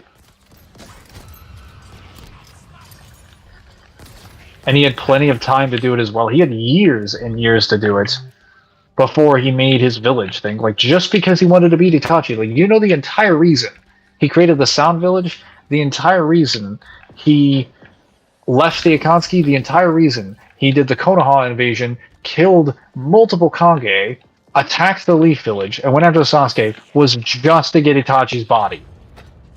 Actually, not even Itachi's body. Because if Itachi had joined him, that also would have been acceptable. That was it. He has Genjutsu too, as well as Amaterasu. Amaterasu wouldn't mean anything to a guy that could already disable his Genjutsu. Multiple people can deal with Amaterasu. It's really not that impressive. It also doesn't ever stop burning out completely. That's also wrong. It only stops burning once it's burned its target to ashes. So there are not only ways to seal it away, which people have taken. Jiraiya has taken the Amaterasu flames and sealed it inside of a chakra cloak before, or not a chakra cloak, a chakra scroll. He actually took the flames out of the ground and put it into a scroll before it had finished burning its target. You can also send them to another dimension. There's like so many things that you can do to get rid of like Amaterasu. Most normal genjutsu, and the vast majority of Itachi's kit is literally just exploding shadow clones, fire style, and shurikens. Like, if you get past the genjutsu, you've already beaten like half of Itachi's arsenal. Is this Halo Infinite? This is. Missed the part that most of the village knew Kushina and that she was a member of her clan in the village, and Naruto having a clan name tells everyone who his mother is, either Tsunade or Kushina. Yeah, I know. I know, which makes you wonder how in the world are they treating him like garbage if they know his mother is Kushina? Or if he's related to the Uzumaki clan. Like, there's a lot of things that just don't make sense. I have to assume it's probably just the more base, hateful elements of the village and really stupid people in the village. Because everyone with a brain was not acting this way towards Naruto.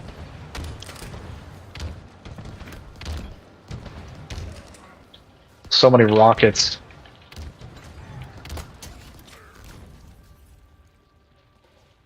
I saw a book summary. It was like giant fucking mechs capable of destroying capital ships. Nice. Itachi does have his Tsukuyomi and Izanami, which is OP as fuck. Yeah, but Tsukuyomi requires you to have eye contact with somebody. And everyone who knows Itachi knows how his Tsukuyomi works. And it takes him a bit of time to actually open that eye. If we're talking like by panel, most of whom is against characters that can react to Itachi. So they just don't look at his eyes. Tsukuyomi also, during the events of Part 1, Tsukuyomi takes over 30% of Itachi's chakra to actually cast. Or not during the events of Part 1, during the events of Part 2. During the events of Part 1, it still takes a massive amount of chakra. It still takes like close to a quarter of his chakra to use that shit.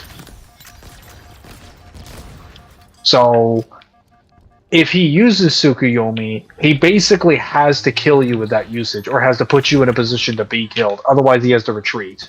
Or kill you with the next attack. Because after that, he has to leave the battle. That's literally what happens in Part 1, is that he uses Tsukuyomi and he's like, okay, I'm huffing and puffing, gotta get this. Then he uses it again, and then he's like, okay, we gotta leave. Then he uses Amaterasu, and he's like, oh my god, I am like fucking dying. And Kitami's like, well, it's a good thing we didn't have to fight Jiraiya. And he's like, yeah, well, if we did, we probably would have just ended up killing each other. That would not have turned out well. I can't believe I had to use the Amaterasu. Like, Itachi himself openly admits that his stamina is really, really, really bad. He can only use a few major Mangekyo Sharingan abilities. That's aside from the obvious consequence of going blind, which literally happened to him when he actually decided to use it. So he's both dying, has terrible stamina issues, and he's also suffering, like, blindness. Whereas for someone fighting him, you're not suffering any of these conditions for countering him, and he's suffering all of these conditions for trying to fight you. I don't see how Itachi is reasonably beating you if you're prepared to actually fight him. It's just most people are not prepared to fight Itachi because most people don't know his abilities. And even if they know how some of them work, they don't know about his Susanoo abilities, because he only brings out those abilities when he's in the Susanoo, and he never brings out the Susanoo, so you never learn about them.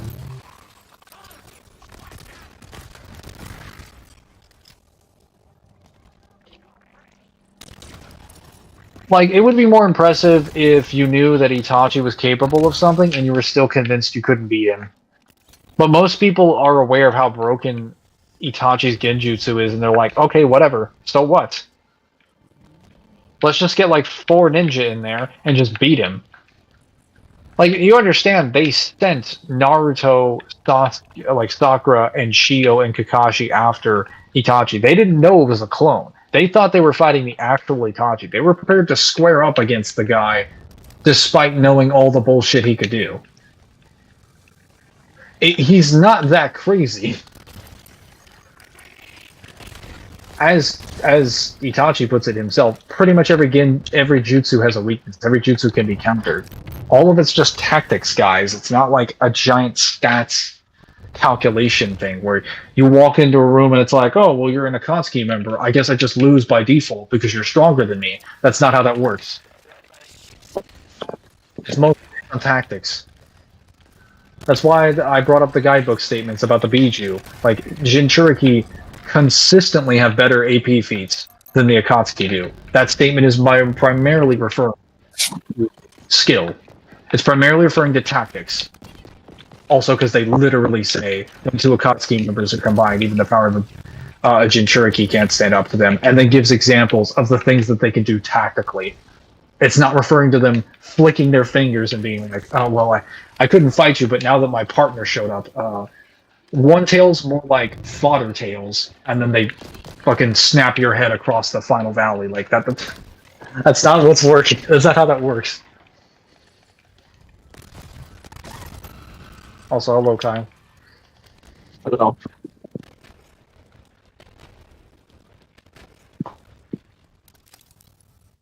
I'm just busy getting assaulted. I'm just busy getting assaulted on all angles at the moment. I'm sorry, what did you say?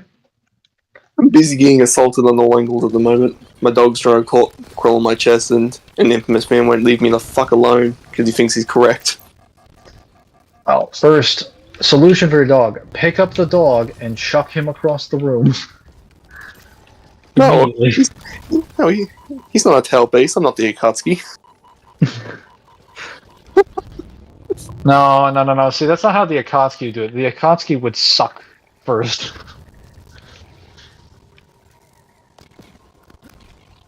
Or they just do what Datara did and knock them out. Kushina's a known war hero along with her husband. Did Kushina actually participate in the Third War? Not Probably to my didn't. knowledge. Perhaps these capital ships are more durable than foreign ships. How does swapping special eyes in Naruto even work? Do they just touch the person's face and do they just magically get chakra through eyes through chakra, or do they have to surgically put it in a person? Well, they just surgically put it. I think that the better question is, how can one take the optical nerve out of somebody's eye and put it in, and it's just voila, you can see again. Fuck yeah, you. I looked at that and I was like, oh, I'm sorry, with the amount of times that they try to adhere to actual science and medical biology in the series, I don't want anyone to ever tell me that like taking a Sharingan out of my eyeball mid-battle and putting it in someone's eye means it's going to function. Like, no, you're going to be, assuming that even worked correctly, you're going to be blinking for the next 3 minutes at least. And you would need good medicine on top of that. That's assuming like best possible conditions, that the eyeball and the optical nerve happen to match up with your cornea and your eye socket perfectly. Not even accounting for the size of the eyeball or anything, or 100 other factors that are problem with it, like disease and your freaking veins. Like, everyone's like, yeah, no, that's just normal. That's just normal to just stick your eyeball in someone's eye socket. Like, hell no. Like, no. Go ahead, Kyle. God forbid it's the wrong blood type. Yeah, that would be kind of funny. You're just like, oh well, I'm just gonna do a transplant. Like, I would have liked it if we had just gotten a series starring Kabuto and Orochimaru, where Kabuto spends most of his time explaining like his medical ninjutsu abilities and giving you rundowns of how like most ninjas' bodies work, so that we can at least explain how this eyeball jumping crap is happening all the time. You know, you know, if Kishimoto was the right that he would basically be able to bullshit his way through most of that medical stuff, and then he'll get to the eye, and then that'll get really murky really fucking quickly, because there's a completely different and hard surgery. Yes. Because even when you get eye surgeries, there is no guarantee that even your own eye will get sight back, and I don't think there's ever been a successful transplant of another eye. Worst part is that our eye surgeries and our technology, our medical technology, is more advanced than Naruto, significantly more so. Only the stuff involving their ninjutsu, like their actual tech, their computers and stuff, is inferior to ours. So that would mean that their chakra would have to be making up the difference. So I'm wondering, how the hell are these people doing live battlefield transplants with their small med kits that they keep in their back pockets? It has to be the ninjutsu. There's no way their tools are actually doing this.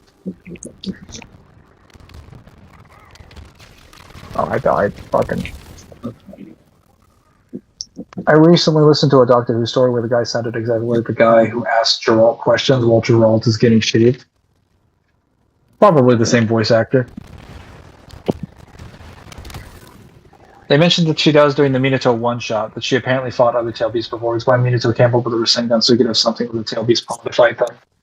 Yeah, I saw that. I saw Six cover the one-shot thing, and he and a bunch of people were like freaking out because there was a statement that Minato was compared to Hashirama by Kurama directly. And I'm like, guys, this is exactly the kind of shit I'm talking about. You freak out for power scaling reasons. You don't care whether it's the information is consistent. And the first thing they're like is like, maybe it's a mistranslation. I'm like, but you didn't care about 90% of the words on the page being a mistranslation until that comparison came in. I think It was only a mistranslation when it disagreed with your premise. Wait, when I was streaming with him the other week, we had this discussion where it's just like, everybody's fine with a translation until it says something that they don't like, and then it's, oh, what is the raw saying? It's just like, no, fuck you. No, it's just like, what about the first 4 pages? You didn't have a problem with that until this page came around. And, I mean, we could easily resolve the issue, but just by looking at the context of the word, and there's like, no, we need 4 different translations. Like, who the fuck are you to decide that you know how this is supposed to be understood? Like, just, you don't even understand the English language. Why would I trust you to use a machine to understand the Japanese one?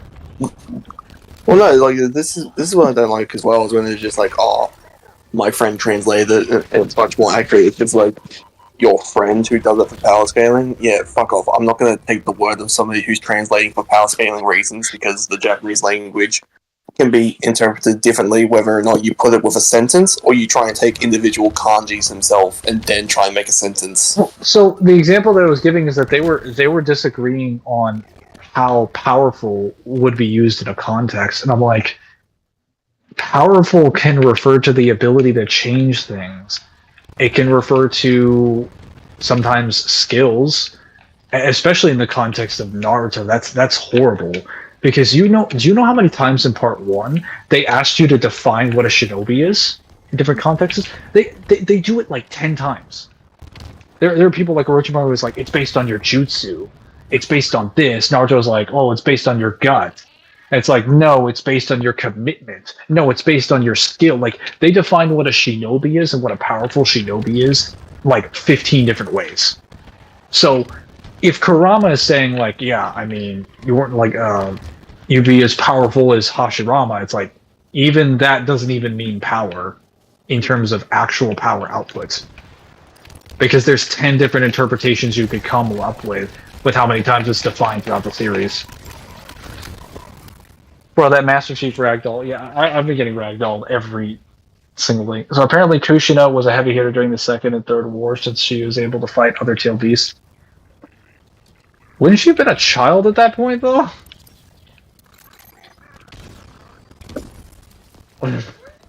That fucking brute. Oh, I died.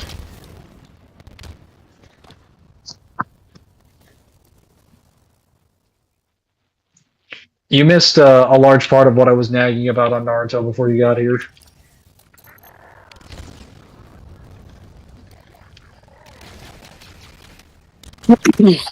Would you believe me if I told you I had already started the war arc? Just to give people context, I gave him a website where you can like read the official translations 2 days ago. I took breaks. I wasn't even reading it all day. Like, I may have spent, I probably spent around like 4 or 5 hours reading every day. But like, I also stopped to take breaks, and I was also not speed reading.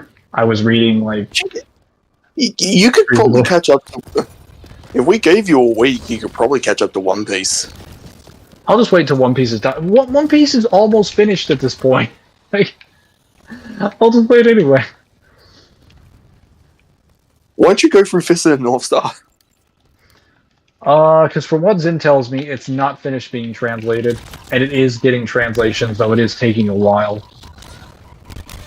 So, at some point, it's going to be finished. Plus, there is new Fist of the North Star content. So... Oh. I'm not in a big hurry.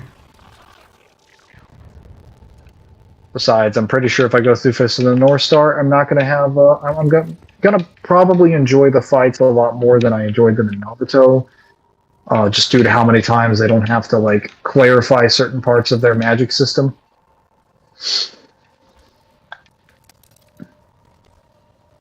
All you need to know is that they use energy to attack PowerPoints to blow people up. That's all you need to know. Okay, so they just took the best part of Naruto and then made it into a system governing its own techniques. Good. What Naruto should have done to begin with is just stayed with various clan abilities and didn't stretch from that. Also, the Gentle Fist technique is easily one of the best taijutsu technique in like Naruto and one of the best techniques in Naruto. But it also nerfs an enormous amount of the cast because it basically proves most of the cast cannot use chakra to actually reinforce their durability. I think even Haku directly mentions that chakra manifesting itself is not normal. So, as soon as I sat down and figured that out, I was like, oh no. The ninja are glass cannons. No. Well, it's a good thing I'm not a Naruto versus debater, or that would suck for me.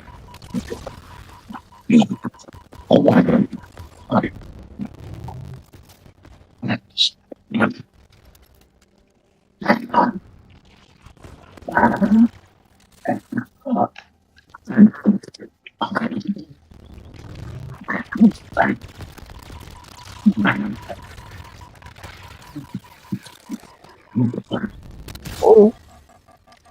Actually, it should have been the third and the end of the second. She shouldn't have been in. Should have been in a war Minato was in. Agree, but she would have been a child at some point. So, well, actually, I say a child, but then again, the Leaf Village was completely comfortable with sending like. Well, actually, no. I don't think they ever sent Ginny to war. They sent Shunin to war. I don't think they ever sent Ginny to war. Did they? I'm pretty sure they did. I think it was straight out of the academy. There's no fucking way. There's no way.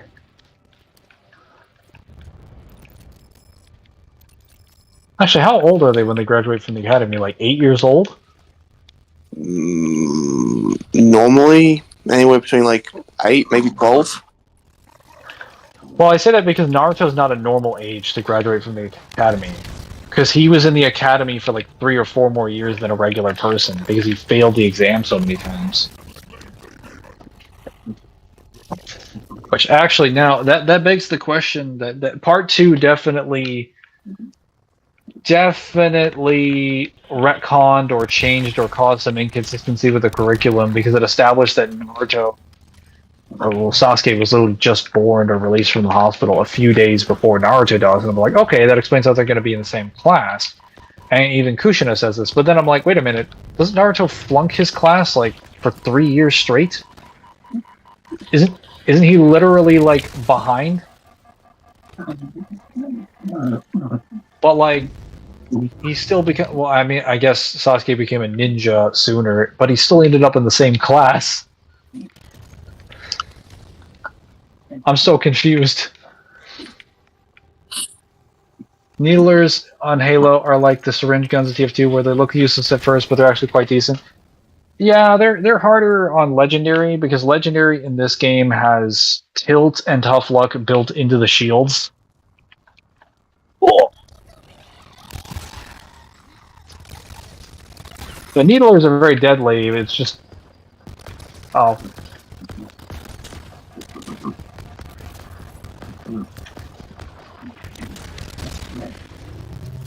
It's just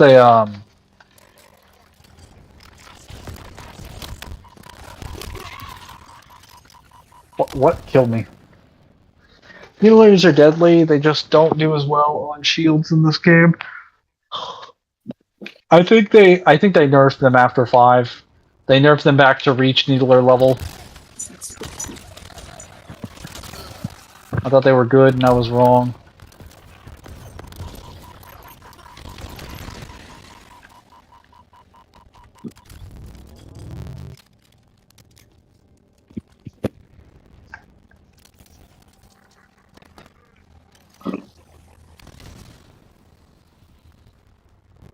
Where is that ultra? Off! Leave my pillow alone. This could have shaped like a ball, doesn't it? The ball.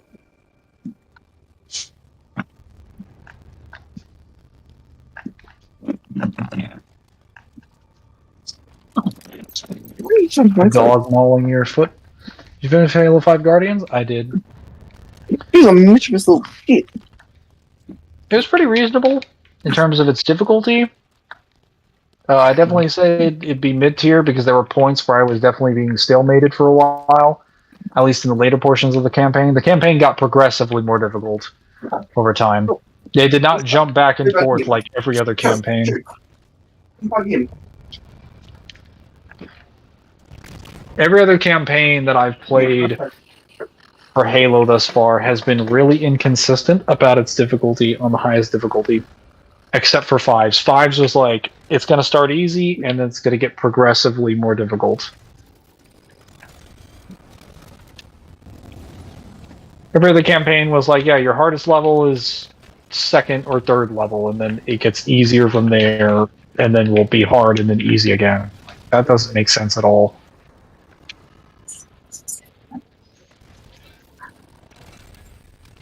Okay, this is a difficult section from what I remember.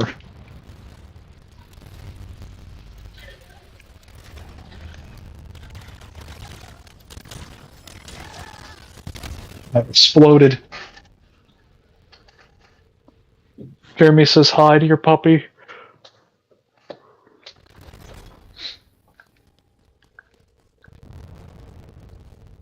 I need my dog.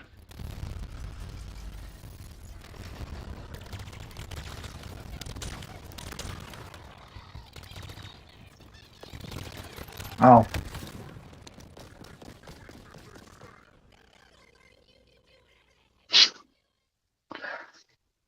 I really need a projectile weapon. They're just destroying me. Like an actual projectile weapon. A kinetic one.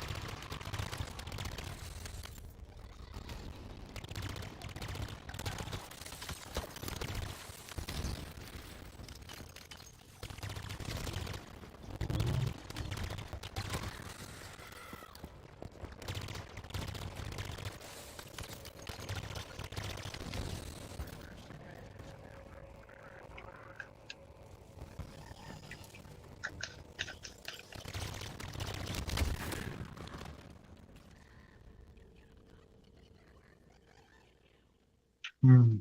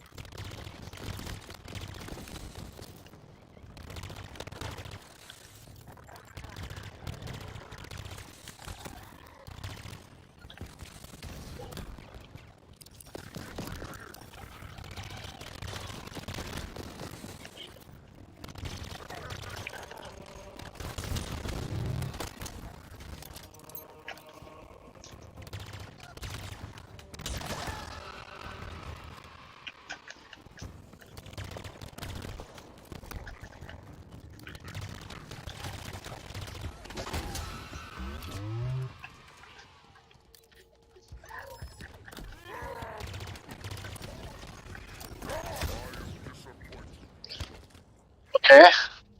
Hmm.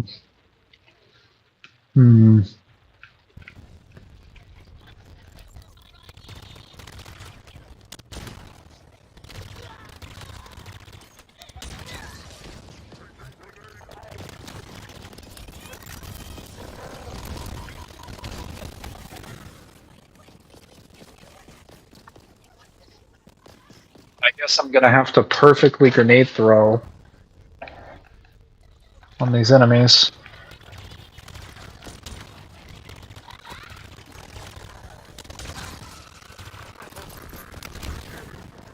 What happened in the recent Hunter x Hunter arc? Did Gon succeed in becoming the best hunter?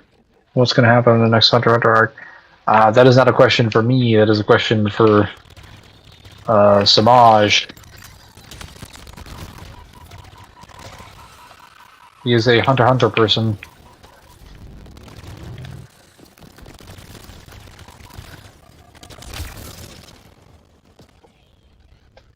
Someone summon Samaj. Just say DMC4 is bad or something, he'll probably come running. Or Rookie doesn't solo. That should get him over here. About 5 seconds, you'll just see the MOA symbol and be like, now hang on a minute. Hang on a minute. Let's not be rash. Let's not be unreasonable now.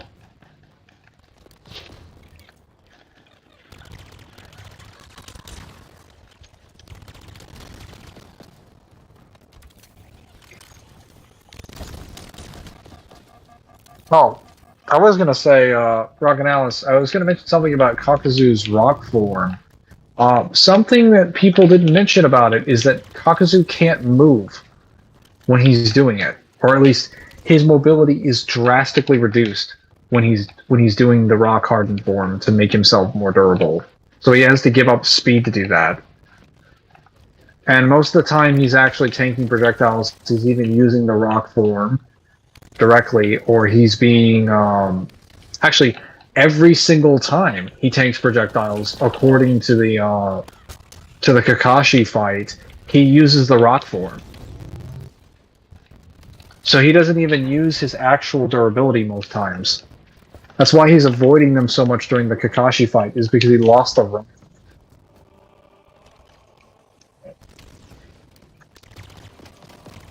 Like, if that doesn't prove their glass cannons, I don't know what else does. I don't know what will. Okay, I think I found something the foreigners couldn't make. I'm saying that with a bag of salt. Okay. A device capable of manipulating the entire timeline so their entire civilizations always make the right choice in the entire history. Okay, so what if I told you they could make that... They could make the proponents of that... Because if they can technically make an entire space in a bubble with time, then they've already made their entire time. As far as making the right decisions, well, the librarian was able to program geishas into people's, like, their DNA and into their pattern, which is effectively their soul, that makes them choose a decision in accordance with instructions that the foreigners want them to do, and things that are beneficial to the product of living time, which is the endless possibilities throughout the multiverse. So technically they can weave and manipulate luck and fate and basically make them follow out specific genetic instructions on a subconscious level. Granted, they're not manipulating the very history of them throughout time. They're just dictating that through your will or someone else's, you will make the choice that we want you to make. So pretty much the same thing you said, just with slightly different steps and through a slightly different mean. And they can already make space continuums, basically. Or at least small bubbles of them. How am I dying? Oh my god.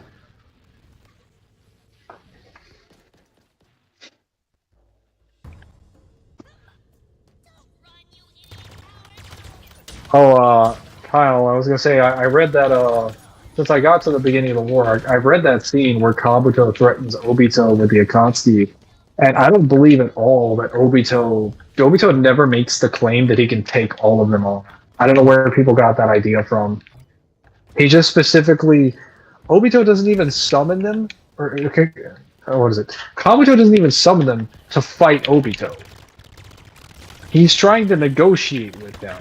and he offers them as a tribute to his war, because he knows Obito is declaring war. And Obito's like, well, what if I refuse to join you? And then he summons Madara's cast. And he's like, I know you won't, because you can't.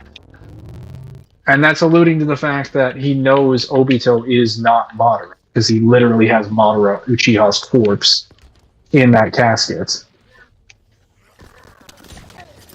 So yeah, Obito was not like indicating he could fight all 5 of them at the same time. I don't know where people came to that conclusion. And he doesn't even say that. He just claims that if he'll refuse after he summoned the first 5. Kisame versus Kakuzu? That depends on if Kisame's got the... Oh my god. If Kisame's got the water, and if it's the Part 1 version, because there is a difference between Part 1 and Part 2 Kisame.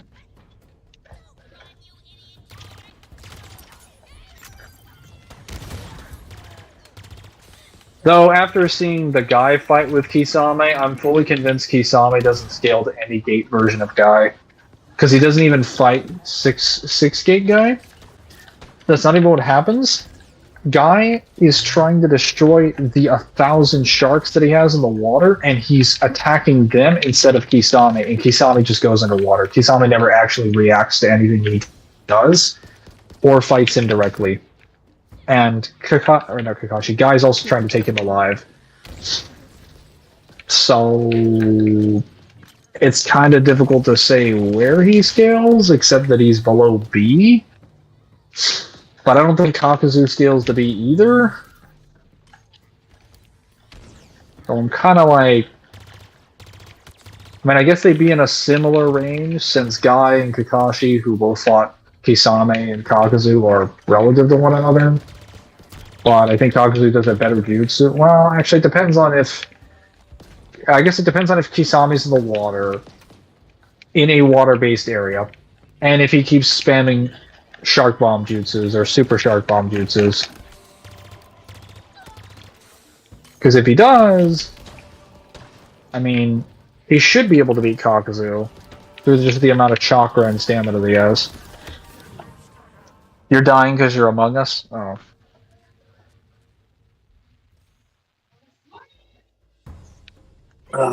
Well, I thought I was dying because they were killing me, but I guess I was really just dying because I was among us. Thank you for that. Wow, fucking... I am back. So you're saying they can't do that to an entire universe and changing a race's history from going dying to being incredible civilization as L? No, I'm saying they just chose not to. The librarian absolutely could... Well, actually, no. The librarian put... You understand the librarian put genetic instructions for all of humanity to follow her things inside of their DNA, right? That wasn't just specific humans. She did it to all of the humans after the firing of the Halo rays. That's why they can activate the foreigner tech. So yes, she literally programmed an entire civilization with specific genetic instructions to do their stuff.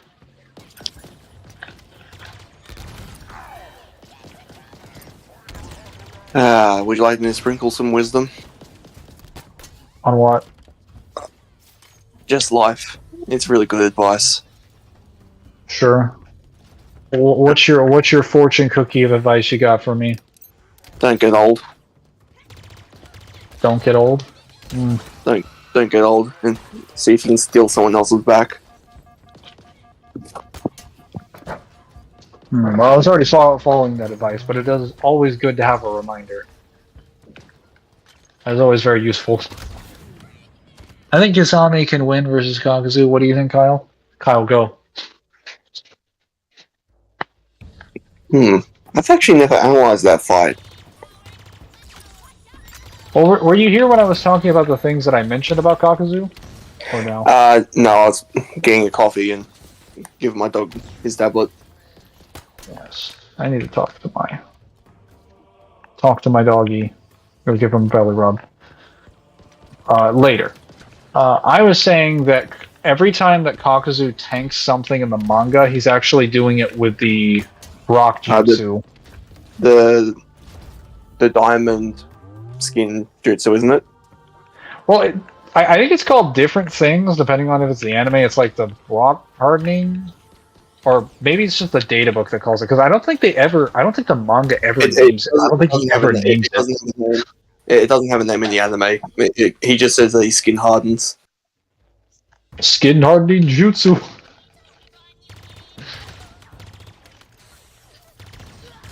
Yeah, I mean, I guess an armor name would be appropriate. But the reason I say that is because he skin hardens to stop paper bombs. He skin hardens to stop the ebony blade from that one guy, which the only thing we know about the ebony blade is that it's called the ebony blade and that it's a sword. It doesn't have any special properties or anything, and he hardens to block it from hitting him in the face, which means if he didn't, that might have killed him or might have badly damaged him. So his durability, if anything, is probably one of the biggest examples of why I think Naruto ninja are glass cannons. Because he is often heralded as having some of the best raw durability.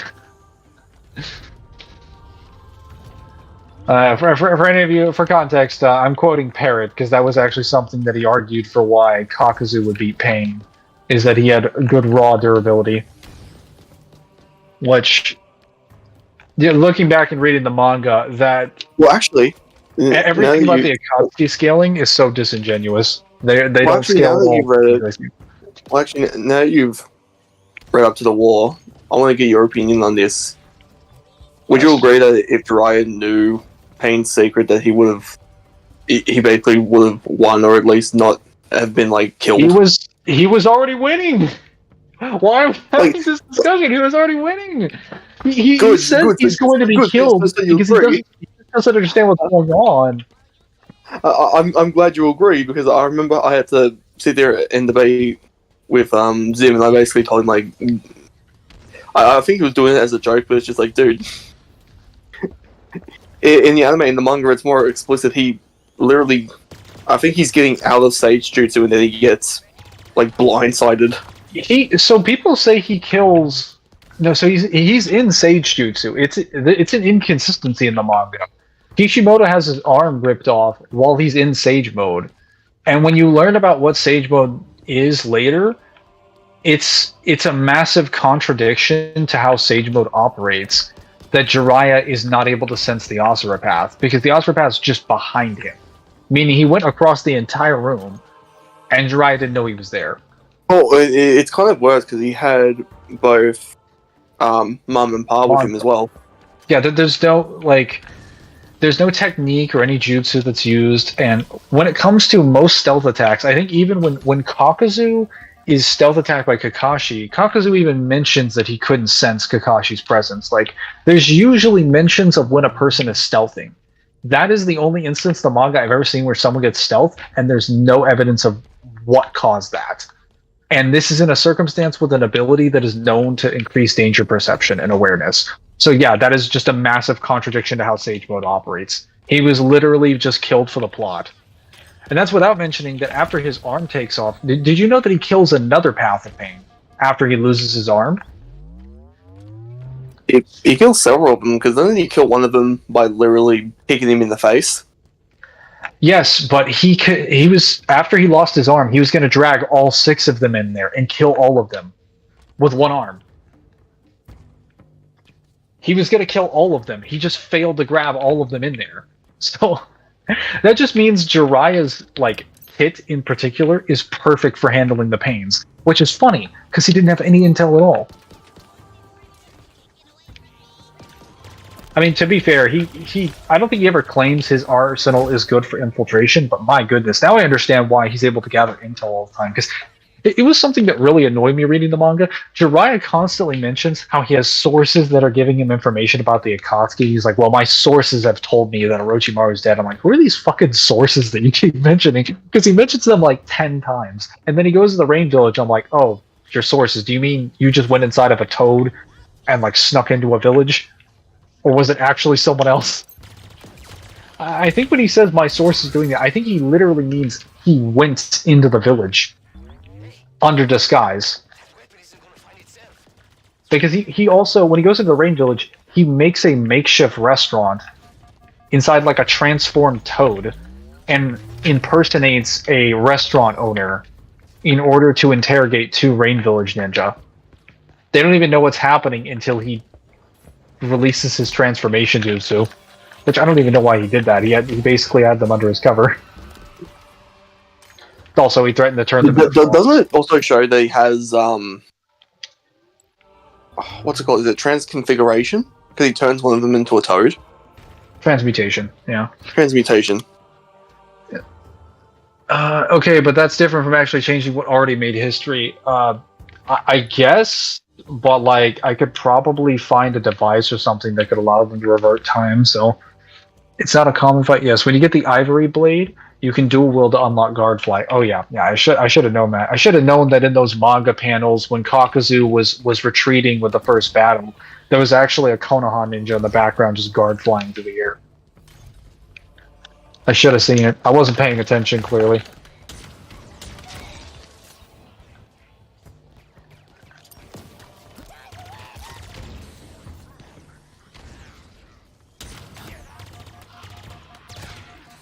Hang on.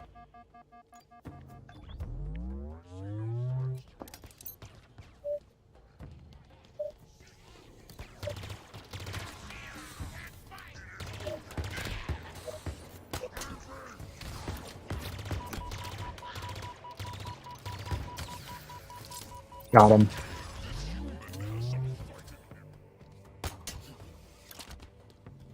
So Kakuzu is a large, unmoving target. He's not large. He's about the same size as anyone else. But when he goes into his diamond mode, he gives up mobility. Shikamaru directly confirms that when he does it, he cannot move. Or he cannot move, or he can't do this. Isn't that something that they count on? Because then they try to get Choji to land on him by getting Hidan to corner him. Yes. Also, when that fight happens, Kakashi is shown to be able to react to almost everything he does consistently, even after he gets his armor blown off and the side of his mask blown off. And he does use 4 Raikiris because he does a dual wield Raikiri with both hands. And then he's like, yeah, well, I might have to use Kamo. Well, actually, he admits later that if Naruto hadn't shown up, he would have had to use Kamui. Keep in mind, he was already in the middle of being grabbed by an attack, so he was convinced that he was going to have to open his eyeball mid-attack and teleport Kakuzu away. Also, most of the reason Kakashi gets his armor blown off, if anyone's unaware, is he gets double teamed by Hidan and Kakuzu. So Kakuzu or Hidan doesn't come after them eventually. Hidan jumps after him and is attacking him. Kakashi is evading him perfectly fine, and then Kakuzu comes up behind Hidan with his wind style beast, and he fires a blast straight through Hidan. And Ino is like, oh, why would he shoot him if he's his partner? Oh, that's right, he's taking advantage of Hidan's immortality. So he's just using friendly fire in order to hit Kakashi as often as possible. So Kakashi's literally getting hit by attacks that he has no reason to assume he can dodge because Hidan is literally his teammate. So we wouldn't assume Kakuzu is going to shoot his own teammate, and then he literally does. So, but then you realize that that's part of their plan. Is that Hidan gets blood, and then Kakuzu fucking nails him with a massive jutsu. Which the best example of this will always be the Storm games with their team finisher. I haven't actually seen their team finisher. What does it look like? You haven't? Oh, it's no, sick. I've not seen their team finisher. I'll send you a video of it. It's sick. I've seen a couple of them. I don't remember all of them because there are so many team finishers in the game. Oh my god, I gotta fight 3 Ultras.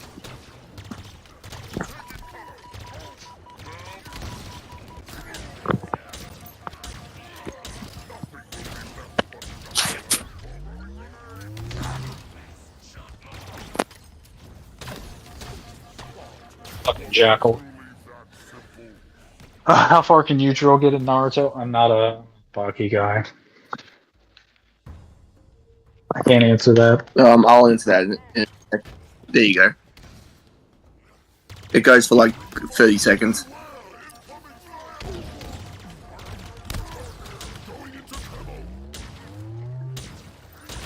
Oh, I died.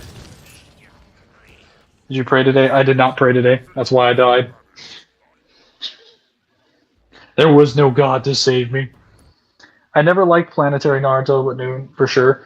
So after going through almost all the statements for the tailed beasts, literally none of them, with the exception of that one guidebook statement, claims that they can do something on the level of a planet.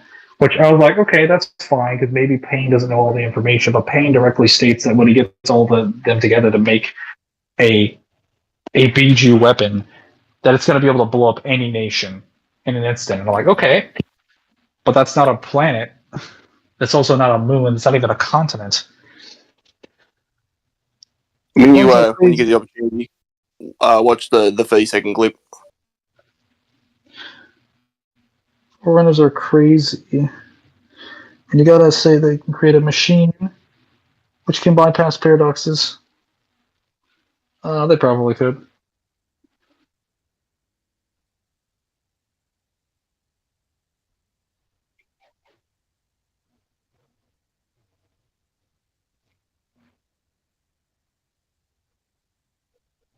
How many more Halo games do you have until you finish your legendary run? This is the last one. Then it's on to Dark Souls, and then I think I'm going to take a break for a while after I'm done with the last 2 Dark Souls games.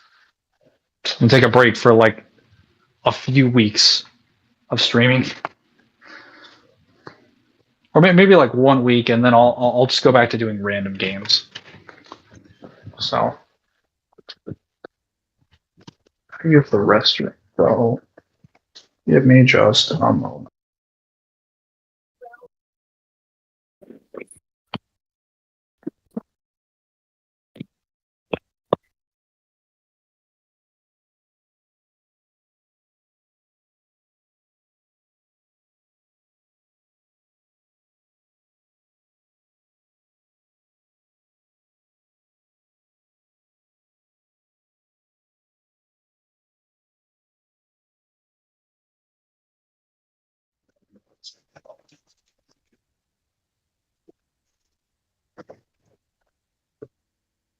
So, question is, why is Naruto the only Jinchuriki that has tail-based chakra mode? Because he is special.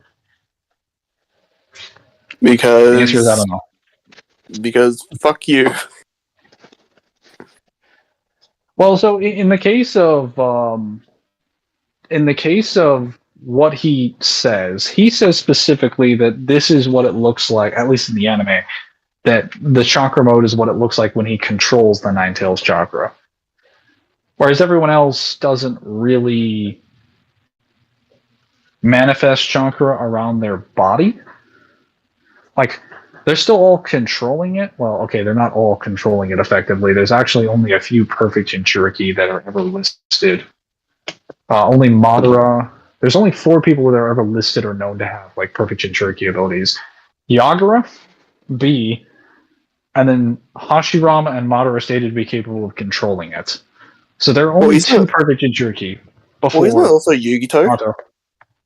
No, Yukito is not mentioned. So this is during the 5 Kage Summit. The 5 Kage Summit, if you want to get a lot of information about the Akatsuki thing, you have to read the 5 Kage Summit. It's literally one of the best conversations in the manga, because they're just sitting there being like, all right, so how do we solve the Akatsuki problem? And the Raikage is like, fuck all of you. You've been using the Akatsuki. Let me bring you a list of your crimes.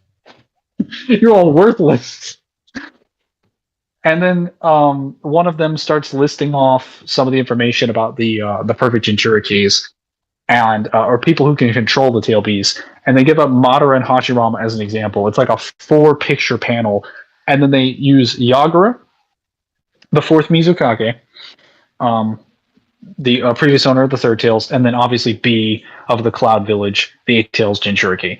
Those are the 4 they give. They don't give anyone else. Would Yujiro even be affected by the Sharingan? That's a great question. Kyle, go. So, Because I actually promised to answer this and I didn't. My bad. Where would Yujiro get up to? The problem is that at the most generous you can be for Yujiro, he's light speed. But the problem is that like that might get him through to the war. He has like consonant to multicon scaling, but once you get to the war, a lot of funky shit happens where a lot of characters go from like being base light speed to being like FTL plus very quickly. I think someone's asking if you could beat the Sharingan. No. I'm answering the previous one, and then I'm getting to that Okay. one. In terms of beating the Sharingan, so we actually get more examples of what the Sharingan does in the novel, and it works on things that doesn't even have chakra. Because in the novel, Sasuke is able to put a Velociraptor under Genjutsu. Yes, Sasuke fights a Velociraptor and then tames it. I'm sorry. Did you say a Velociraptor? I did. Okay, I'm no longer interested in the Sharingan information. I'm interested in when the fuck did dinosaurs come into existence in the Naruto world. So, Please tell me that's an animal. Please tell me that's an animal summon, and not just some random animal that walked out of the fucking woods. Okay, there's context. So, did you remember when I was telling you about how Sasuke had to infiltrate a prison? Yeah. So, what this person was doing is he was basically excavate. The main villain was excavating and basically kind of doing like a Pokemon and using the fossils to bring the animals back to life. And he uses the Velociraptor as like a kind of like a guard dog for the prison. So if anyone tries to escape, Jurassic Park. so if anyone tries to escape the prison, the Velociraptor will hunt them down. So dinosaurs are canon to Naruto then. They are, yes. That's funny. But we also see that like other animals like cats, dogs, and birds and whatever can be put under Genjutsu as well. Several times in the anime and also in the Infinite Tsukiyomi. So would the Sharingan work on Yujiro? Yes, the Sharingan does work on people outside of Naruto. Because what it does, it shoots chakra into you. So even if there's no chakra network to mess up, it's still gonna mess your head up because you've got foreign energy just ravaging your system. Well, does he have the ability to resist illusions? No, I don't. Yujiro's never shown that ability. All right, then he's probably going to get hit by that.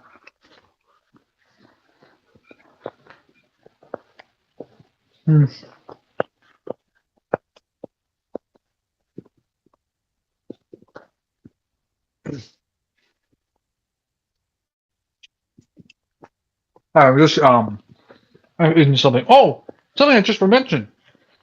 So remember how everybody comes to the conclusion that Mangekyo abilities and stuff like that are higher forms of illusion that are just like another layer, like advanced mind hacks and stuff like that. Advanced illusion. No, I've never heard of that. I've only ever heard of that for the Tsukiyomi. Well, people mainly tell it for the Infinite Tsukiyomi, which I think is probably fair, because the Infinite Tsukiyomi still works even on the people who have like Dojutsu. But what I'm referring to is that people argue that like the Mangekyo, or at least it's Genjutsu level, based on various feats throughout the manga, like Itachi putting Kurenai under a Genjutsu, Sasuke putting Shi from the Five Kage Summit, the Red Kage's guard. He's a Genjutsu specialist that's also a sensory type. He puts him under a Genjutsu, and everyone's like, well, because of that and a few other examples, they're clearly advanced forms of illusion creation that completely ignore people's resistances to break out of a Genjutsu. This is wrong. Fundamentally wrong. So, with the Shi example, I went back and read the manga. That's not actually what happens to Shi.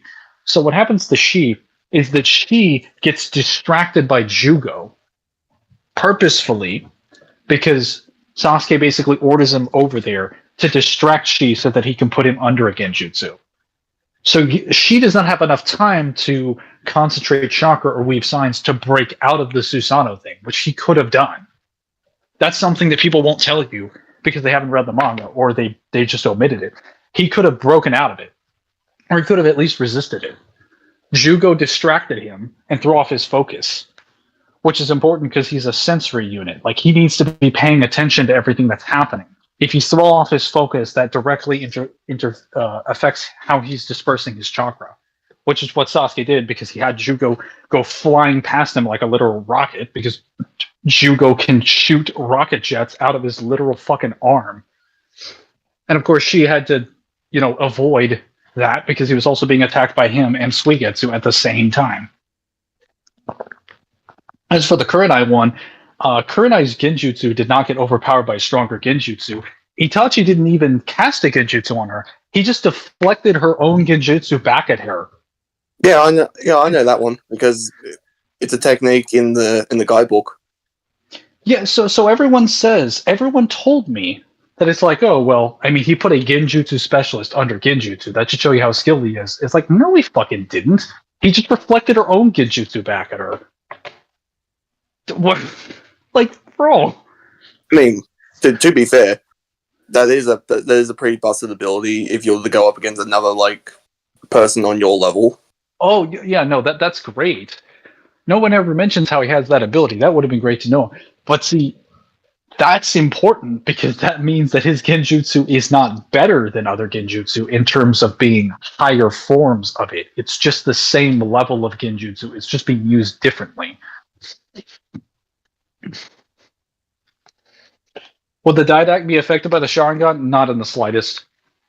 Assuming that it did even affect him at all, his AI would be like, no, I don't care about that. Wake me up with drugs. Wait, hang on. If it's AI, there's nothing. There's nothing to control.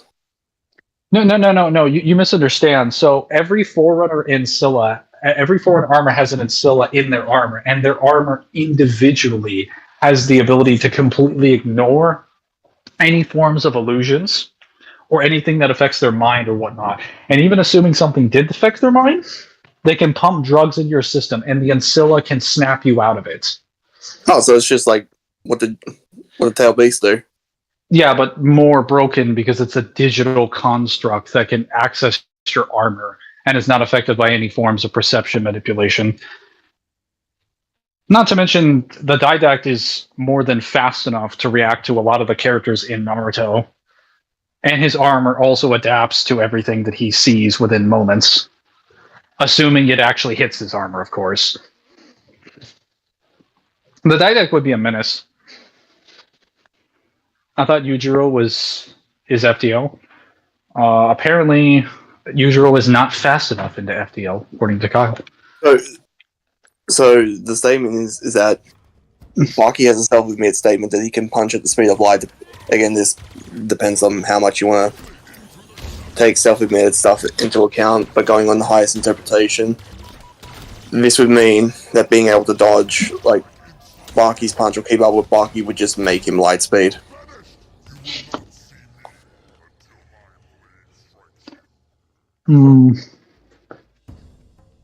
Yeah, so that's an important admission because everyone made it sound like and made it interpret like made the interpretation feel as though Itachi was casting higher levels of genjutsu, and that's not what's happened. And I've heard people say there are layered forms of genjutsu that are being added. I'm like, no, they're not. They're just the same level of genjutsu. They're just being used slightly differently.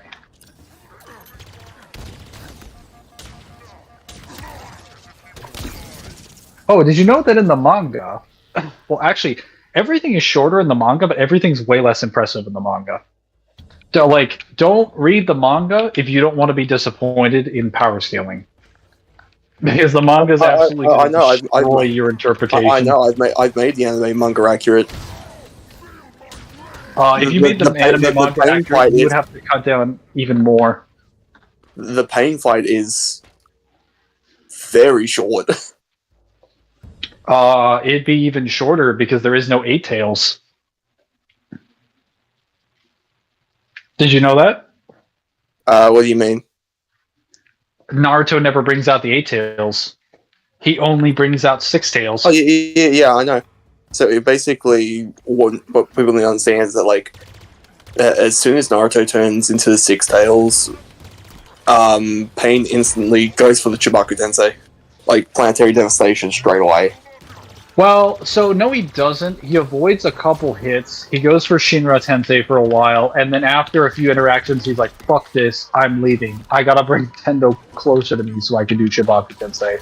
It's not immediately, but after like 3 interactions, he's like, "No, I don't want any more of this," because Naruto has fired like 1 bomb and blown up like an entire mountainside, and he's like, "I don't want to get hit." He basically gets to the point where he's just like, "Fuck this! This is not worth the effort." Is this what Orochimaru had to put up with? He didn't say that, but I would have paid so much money to get Hishimoto to make him say that. Oh, actually, a lot of things that people don't seem to bring up, even though it is kind of inconsistent, is that like the Nine Tails chakra is, I guess, poisonous to the touch. I've read the manga, and what that says, what is said, is that it seeps into your skin like a poison. So the chakra is internal in the sense that it can get inside your body, but it doesn't act the way that a poison does, and that it destroys your cells. It just gets into your body the way a poison does. It's not necessarily poisonous. So it does the same thing, but it's not classification as that. It's not a toxin, but it can get into your body the way that a poison does.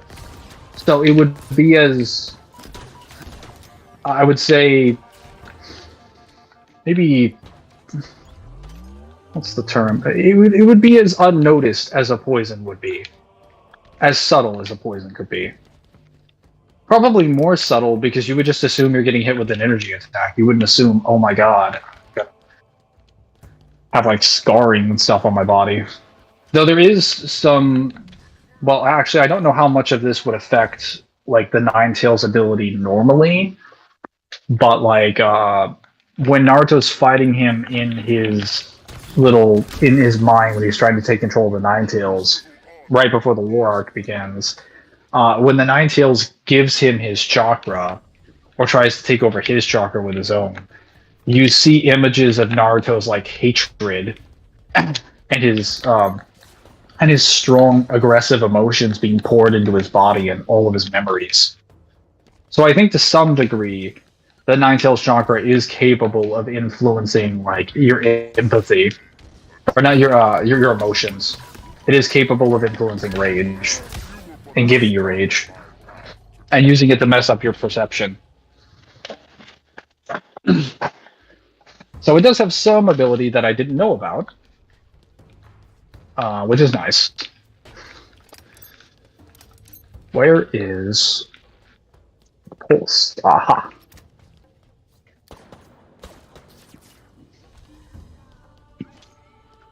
I remember, I think Swagkage or Chuck said that Kurama can poison you. Yeah, they were not reading that correctly.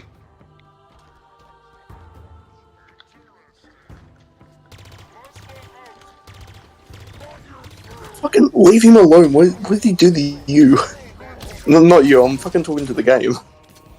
Oh. This enemy's just targeting one member of the party. It's just like, fuck off. Never. Must take out the weakest link. Oh my fucking god, that active camo is so difficult to see. So difficult. Wait. Actually, hang on. I have an idea.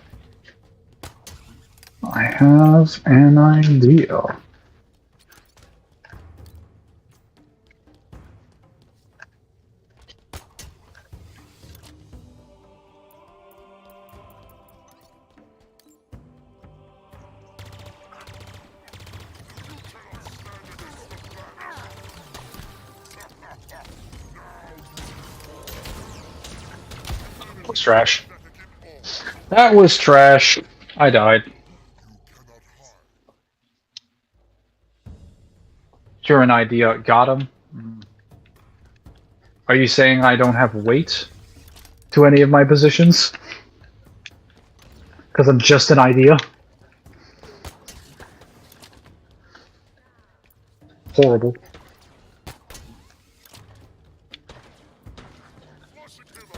Yeah, I'm fully convinced that people are not only downplaying Orochimaru, that Orochimaru is way higher than people give him credit for. He honestly should be capable of beating most members of the Akatsuki, flat out. Because Obito during the war arc is still convinced that Orochimaru would have been a threat if he was around, because he still kept planning for things in advance that he shouldn't have been able to plan for. Like, he found a way to counter Hashirama's cells with venom. Well, let's be very clear here. In terms of the Akatsuki, the only ones that are probably going to be able to stop him is like Itachi, Kisame, and like maybe Naruto would be himself. able to beat him because he just find a jutsu to counter his water style or something, and that wouldn't be that difficult. When it came to Itachi, I'll just say honestly, like, I think Orochimaru is just limited by the plot. That Kishimoto just wanted to give him, like, you know, a freaking oh no. Fucking Christ. Enemy is so annoying. He just wanted to give him, like, a part of his character backstory to explain why Orochimaru was doing what he did, but he went overboard with it. He's like, yeah, the only reason I tried to steal Sasuke's body, that I had tried to attack the Leaf Village, that I killed my teacher and this Hokage and everything, was just because I had to lead the Akatsuki, but that was because I lost to Itachi when he genjutsu'd me one time in walking up a stairway. And I'm like, that's so stupid. That is so insatiably stupid. Like, are you telling me you couldn't have come up with a jutsu that could counter his genjutsu? You're really telling me, like, Kabuto came up with a genjutsu in, like, what? 10 minutes? That could counter, like, 2 Uchiha who had Mangekyo Sharingan or higher? One of whom was immortal and had infinite chakra? He just learned Sage Mode, too. Like, there are ways to counter the Sharingan. Like, Orochimaru, to put this in perspective, Orochimaru gathered data on the Rinnegan for years. He knew about it for years. He knew about the Rinnegan's abilities and how they work and operate. He gathered extensive data on it, and he knew how to counter Hashirama's cells. He literally knew how to beat everyone in the verse, but he couldn't figure out how to beat Itachi's basic genjutsu. By admission of all of those things, he should have been able to beat Itachi's genjutsu. There is literally no reason that he should have lost other than plot. Okay, losing to Itachi the first time? Yes, acceptable. After that, that doesn't make sense. Kisame, would he have anything to counter poisons? No, because the only character in the series that has consistent poison resistance are those associated with Orochimaru. Or people who have to heal fast enough to stop the poisons from killing them. Which is actually, no, that wouldn't work for Hashirama. Because Orochimaru has venom that's designed to counter Hashirama's cells. So even if you had Hashirama's DNA, his poison would still fuck you up. Again, this man, he is better than Sasori does. Based on Sasori's poison, I don't even think Sasori's poison would kill Hashirama. Because we don't have any statements that it would stop someone with a healing factor. Whereas, like, Obito is like, yeah, no, he would absolutely be able to stop, like, Hashirama's cells.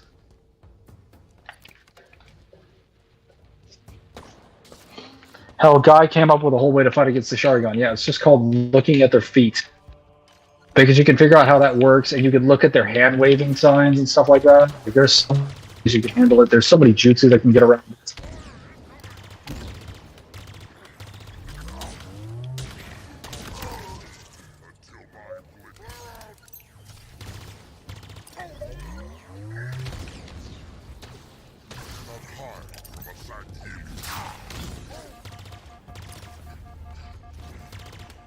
Damn it, no! I swung too soon! I can't see him! That active camo looks way too good in this graphics engine. I literally cannot see him at all.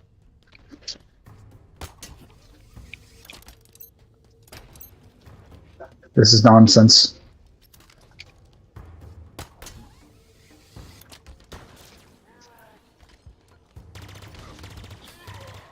And I'm dead. Fuck.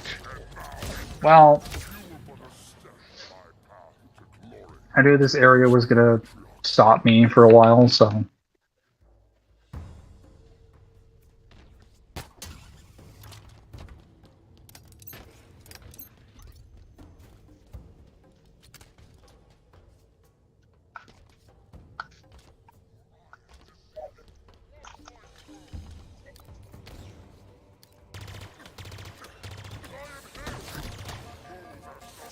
Oh yeah, and Datara's fight with Sasuke, I definitely take back my statements about saying Sasuke could have killed Datara at any point in time. In that fight, Datara literally almost kills him multiple times. Yeah, Sasuke's not fighting with killer intent, but like that fight in particular, Datara demonstrates something that no one else has done before. Well, actually, something that makes me question Orochimaru's entire motives. He says after getting caught in a genjutsu against Orochimaru or against Itachi, I trained my right eye or whatever, my left eye, to counter his genjutsu. And then he proceeds to break out of Sasuke's genjutsu after he gets under it and sets him under a bomb. In the fight where Toby's basically just roasting him the entire fight, and he's like, "Shut up, no. leave me alone." Fucking god! I need to get the stupid energy sword out of there.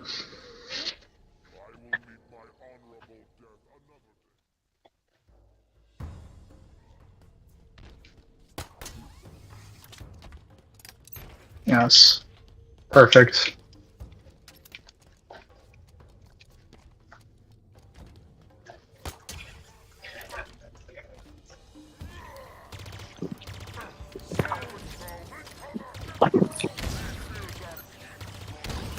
And I'm a dead man. Every time. Oh.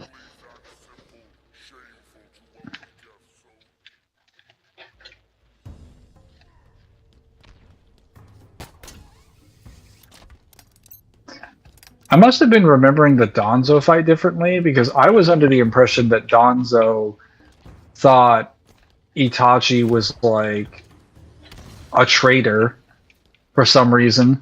But then I read the manga and he's like, yeah, no, I just didn't think you were that kind of man to tell everything to your brother. And I forgot that Danzo was under the impression that Itachi told him everything before he died. He didn't realize it was Toby that did it.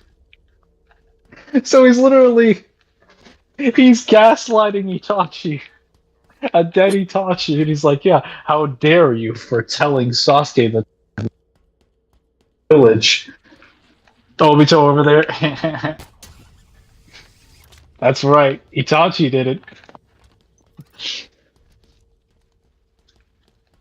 Also, I don't know if you picked up on this, but Sasuke realizes that Obito is lying about the Nine-Tails attack.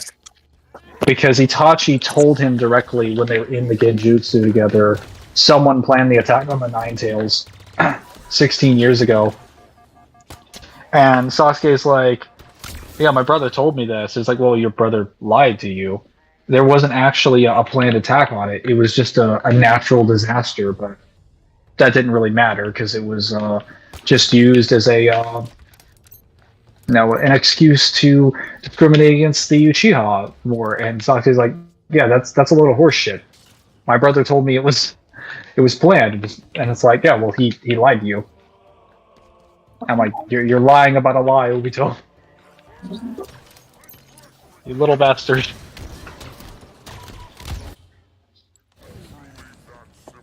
I tire of endless victory.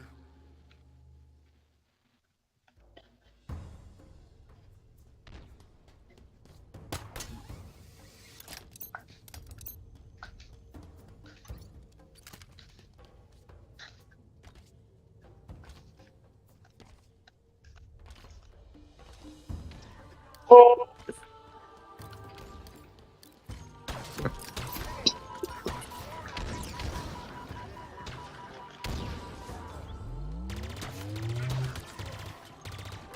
I will enjoy this.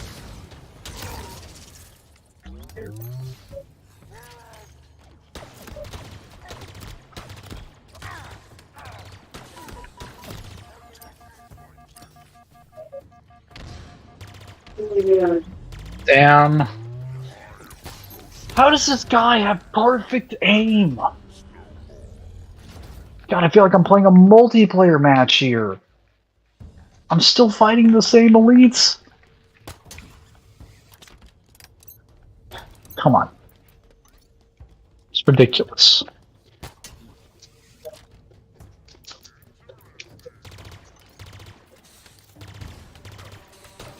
And I fucking die.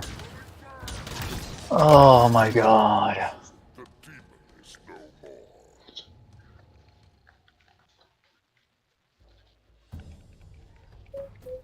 Irritating. He just covers his flanks so perfectly.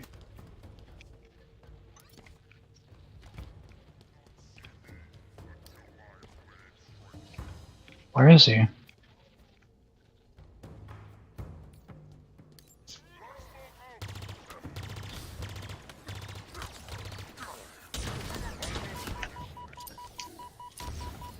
I'm dead.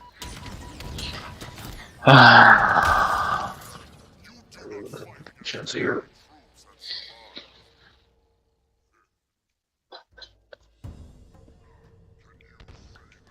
Oh, fun fact. Did you know that Anoki during the main series is the strongest Anoki's ever been?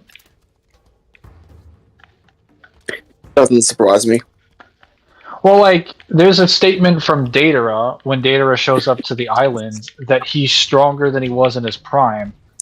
And I'm like, well, that doesn't make sense to me, because Hiruzen got weaker with age. Why did you get stronger? I That's can dumb. fly. I can fly, all you young people are breaking my back, both figuratively and literally. Particle style. Go boom.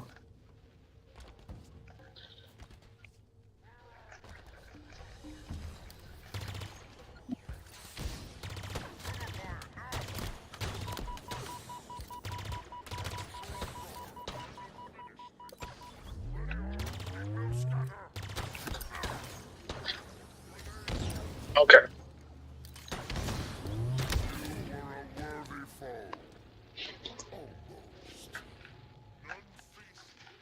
God, I can't wait until I get onto the actual ring and get some weapons. Then the real fight begins.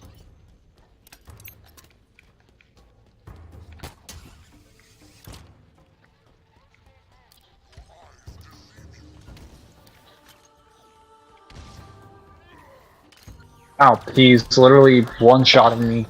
Or not one-shotting me, ray-shotting me from across the room with a weapon that shouldn't even have that kind of accuracy. That's kind of nutty.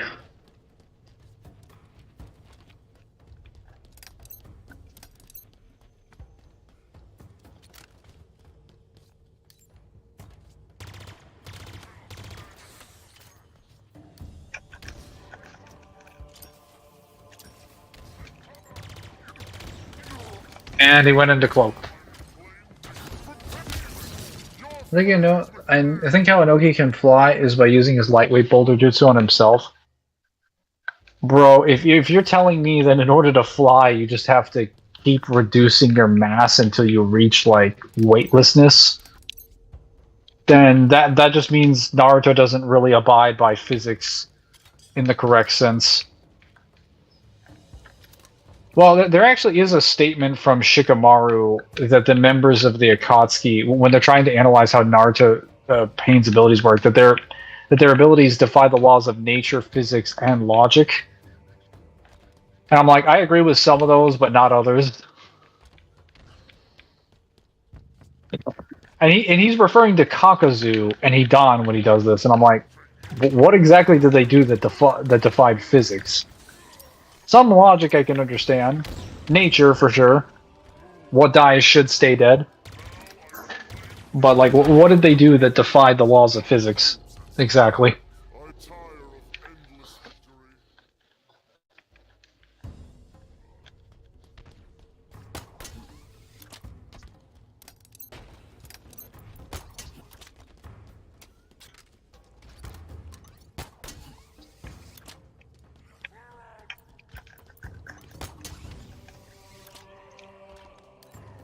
And I'm dead. Oh my fucking god.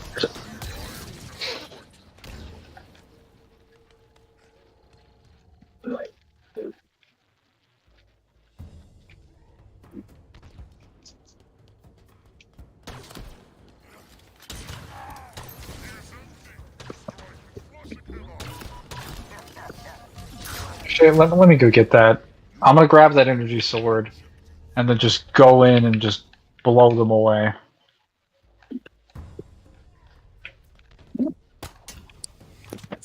They can't be prepared to take that much damage on their shields.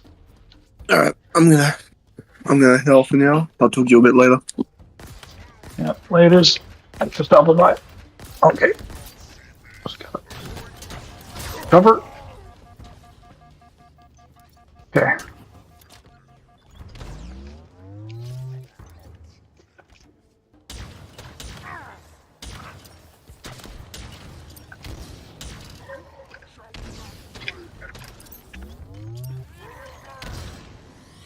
And I died.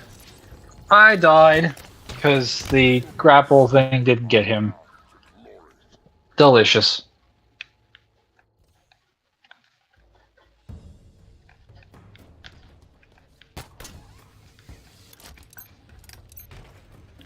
Okay.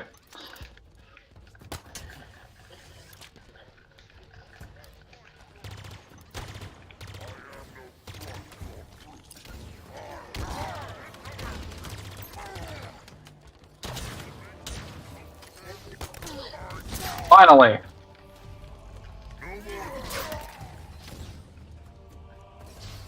I have achieved 100% maximum no chill.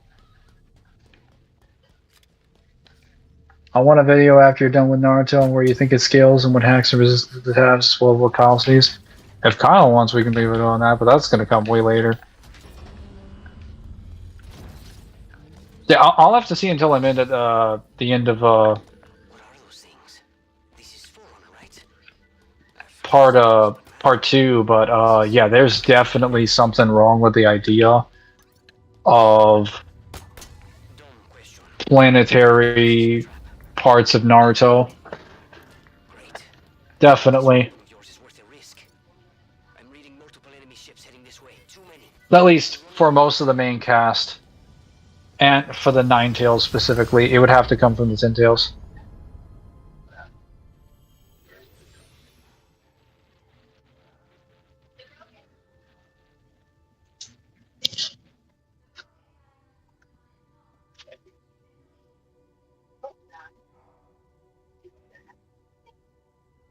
Don't you remember?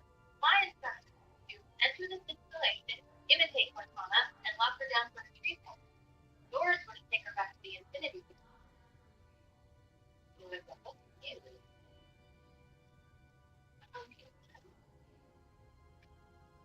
Something else. On successful deployment, my deletion was given.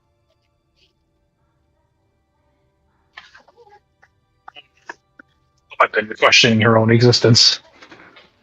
My programming failed. I'm not supposed to be here. You need to.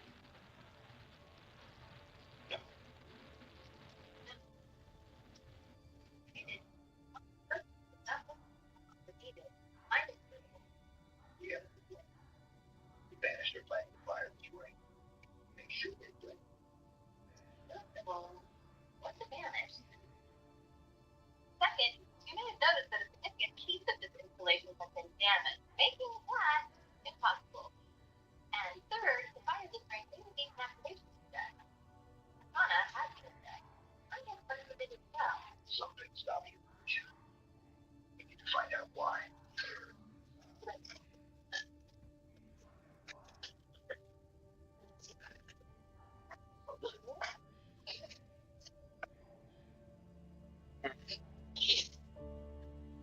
Now, canonically, as soon as Master Chief puts the weapon AI in his suit, he is now actually. He's not always stronger and faster, but she can make him stronger and faster.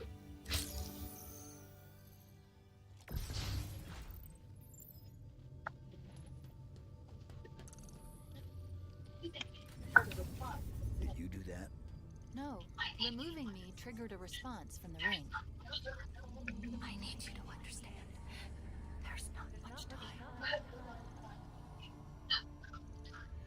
If you knew how you were going to die, If you knew how you were going to die, how would you live your life differently? how would you live your life differently? That voice is Cortana's. No, it's not her. Just dust and echoes. What did you say? What? It's just pieces of data cycling until they run out of power. It's all around us. Today, I was called an emotionless automaton. They saw faces. 75 healthy subjects, handpicked by me. Perfect for the program. They will not all survive. I understand that and have made peace with it. Mostly. There is one subject I find myself hoping does live through this. He is perfectly suited for what is coming. He has been assigned a number. 117. I found the Spartans. At least memories of them.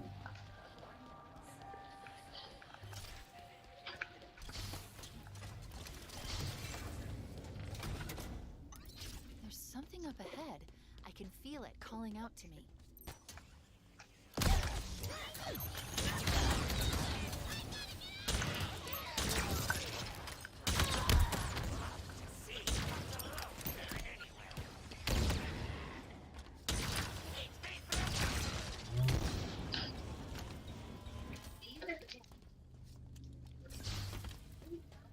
These are the banished.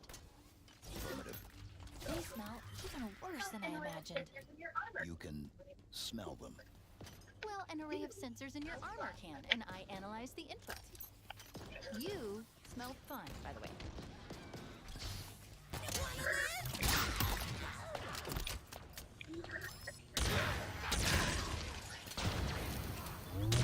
Man, the heat wave is such a gun. Such a gun.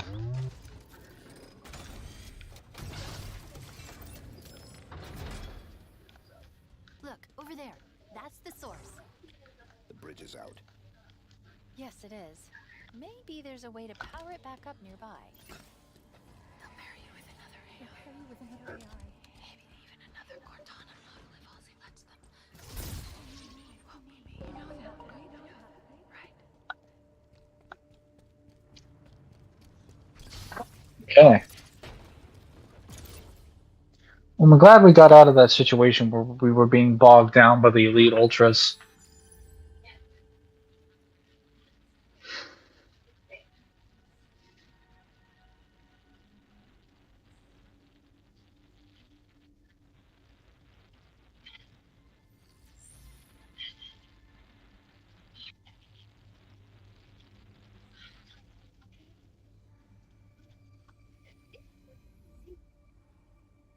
The last part I remember being deleted. I think just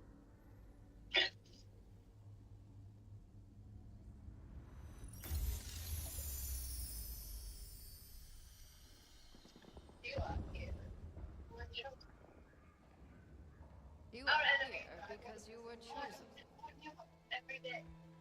I am about to turn the tide of war. I have been blessed to harness the strategic power of shipborne AI on the battlefield. Are you ready? Yes. You're close. This is from The Fall of Reach. Unlike previous AI models, she is designed between the lines, directly connected to neural interface. Think of her as a new set of eyes aimed from the end.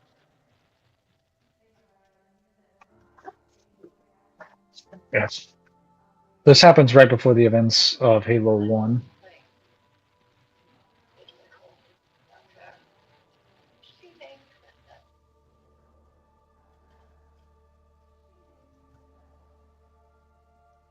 I do like how the actor for Halsey manages to make all of their voices sound distinct enough that you can tell which one is which one.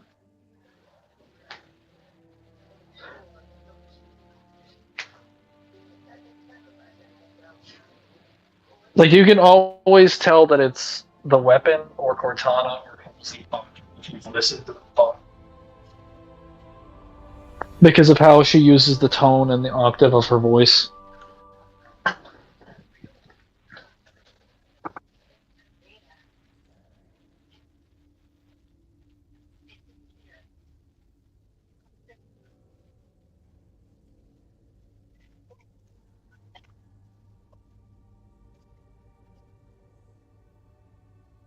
It contains a copy of the activation syntax that at least fragments it. What should we do with it? Well, based on what you told me so far, the bigger question is that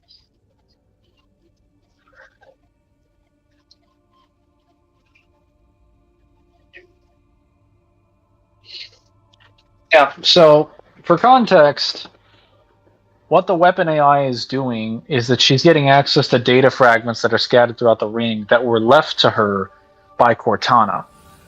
That's why they're parts of her code. Because if you recall, as is mentioned in Halsey's journal, all models of Cortana were created at 2535. About 4 of them. They all basically have the same code. Because they're all made with the same tissue from Halsey's DNA. They're basically the same AI, just different versions. Did I miss something? There's a file that's been unlocked, but I don't have access. We need a route out of here.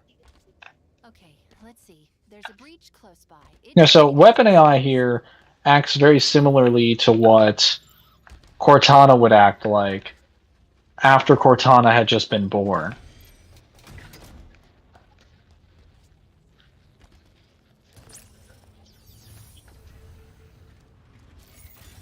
Give me a second, and I'll get this bridge activated.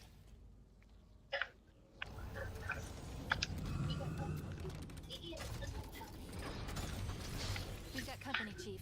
Meet me at the plinth up ahead.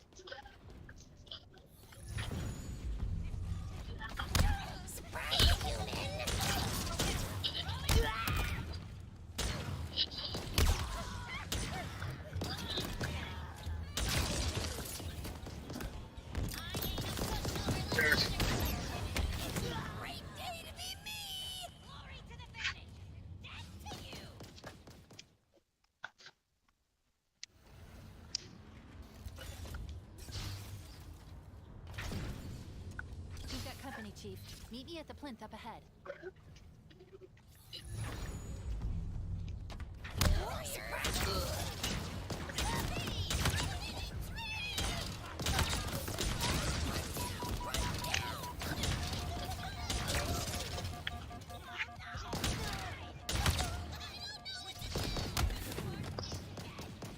I know I'm almost out of this area. I'm getting there, but it's taking some time.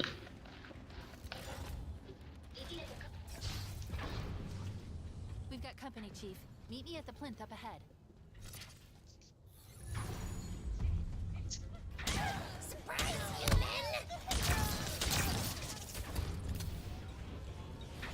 Oh, okay.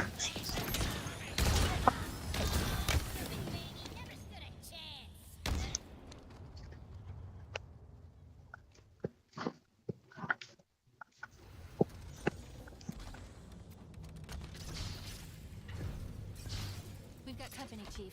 Meet me at the plinth up ahead.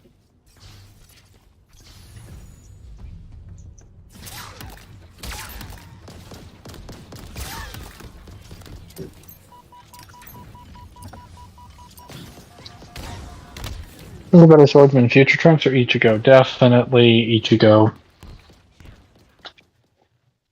Trunks has like no statements for his swordsmanship. He doesn't fight other swordsmen.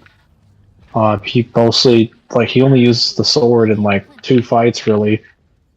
And it's in a verse where power determines how effective your actual skills are. Or power and speed mostly. The only way to get around it is having good physiology or abilities. Which is kind of how most verses work, but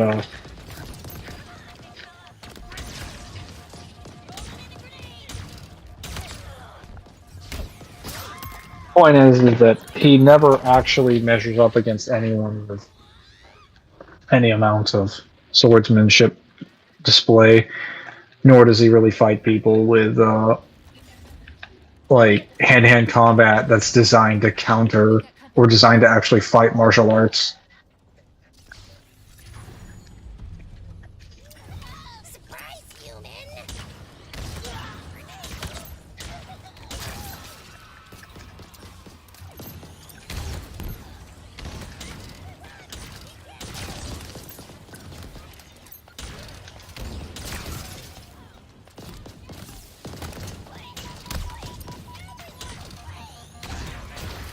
Whereas Ichigo fights Soul Reapers that have had like centuries worth of experience, decades, centuries, fighting. Like all of them are more experienced and better fighters than anyone in Dragon Ball, at least for the most part, aside from like the gods.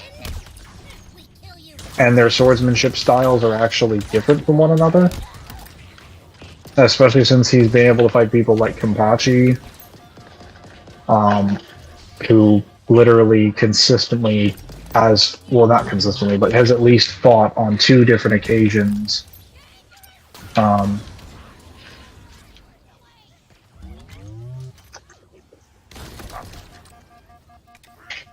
I'm fucking dead. Has actually fought Kenpachi, who on 2 separate occasions has fought Unohana, once before he actually did this. And Unohana was known as like literally the best, like one of the best swordsmen. Her name Michiru literally comes from the meaning of like 8,000 styles or something like that, or is it 800? Something like that. She had hundreds and hundreds of fighting styles. Like she arguably is like probably the most fighting styles I've seen out of like an individual character, period. And Kenpachi can still fight and keep up with her consistently. We've got company, Chief. Meet me at the plinth up ahead.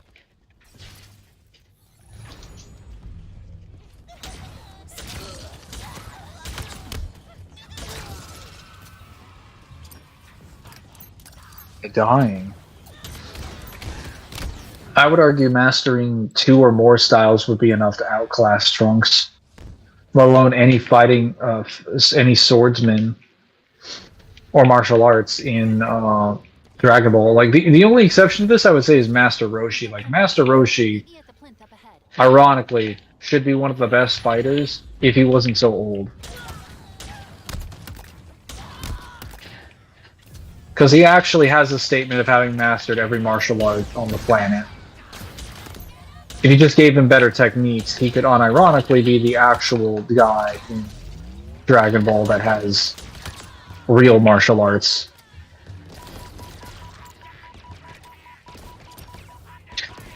How did I die? Oh yeah, Mangler Eddie is coming out in April 1st. Yeah, I saw. I already saw the patch notes for this most recent version, and I am kind of pleased because they nerfed Dragunov's grab a little bit. They nerfed Azucena, which okay.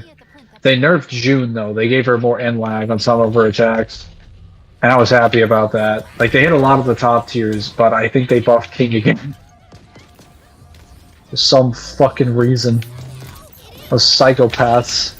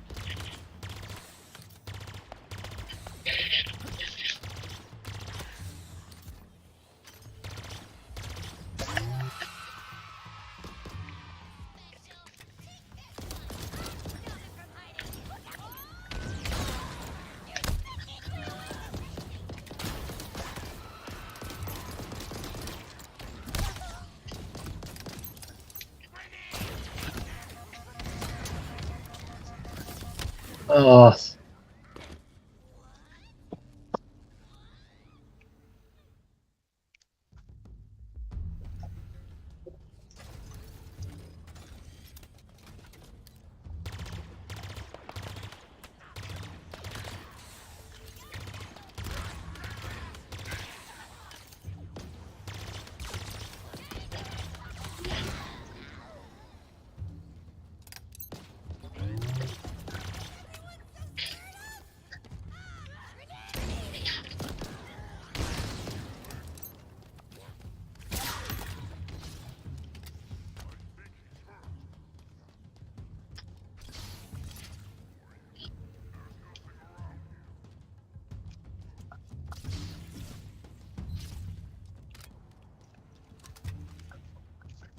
why is the disruptor glitched?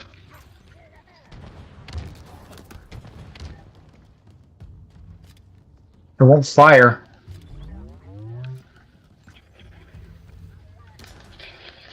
Wow, I just got hit in the head.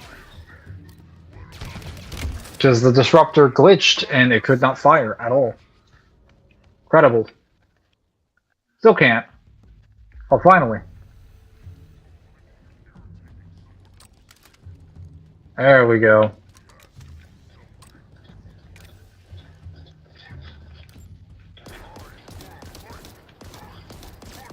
And I'm dead.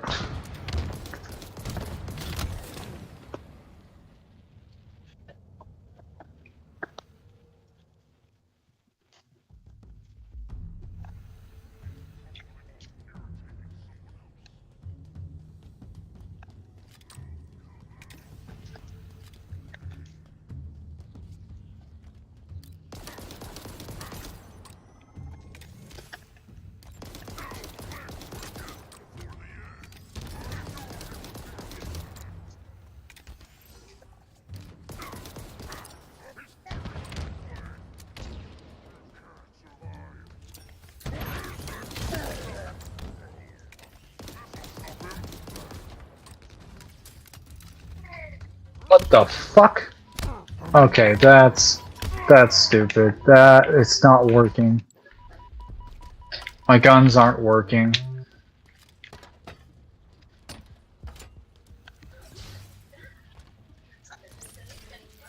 Wow, you got here fast. Not the type to waste any time, huh? No. Noted.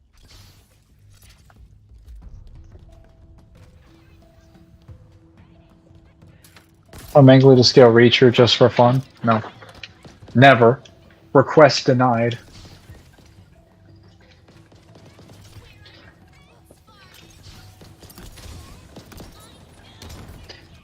Whoa.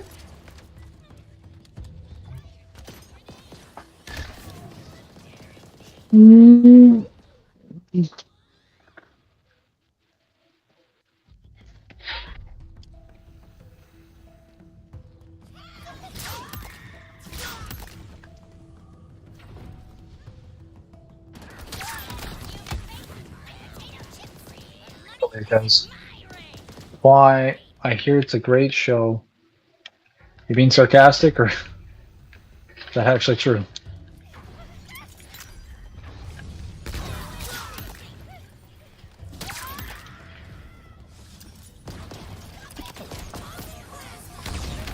Zoro versus Kenshin from Samurai X.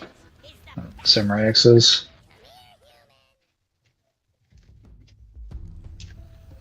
Wait, do you mean the Romantic Samurai one? I should probably go back and watch that, actually.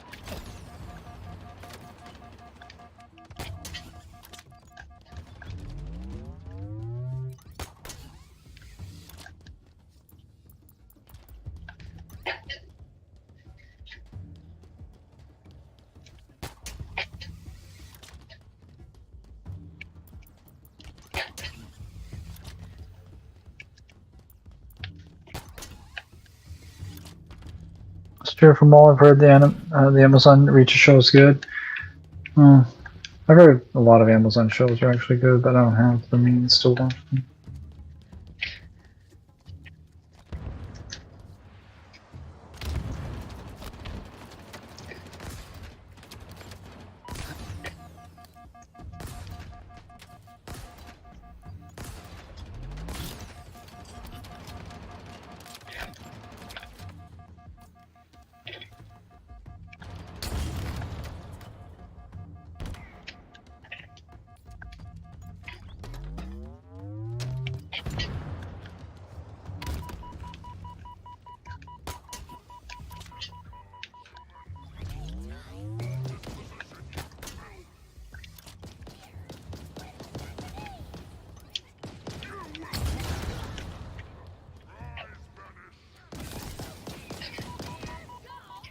Wow, that's fucked up. They can throw a grenade down there.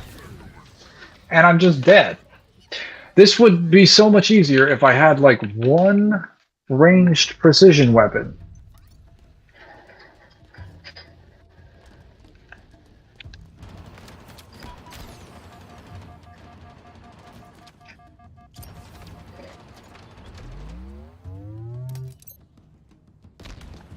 And I'm fucking dead. Fucking rocket launchers. This is so annoying. This is definitely harder than 5's campaign. Thunderstorm did not give them cracked weapons. That's for certain. Oh, and these disruptors are a danger to my life. Because they keep me in cover and then I get hit by a grenade and then I'm done. So bad. More of a nuisance, really, but I don't have any weapons that can help me at this point, so I'll probably change when I do get one that can help me.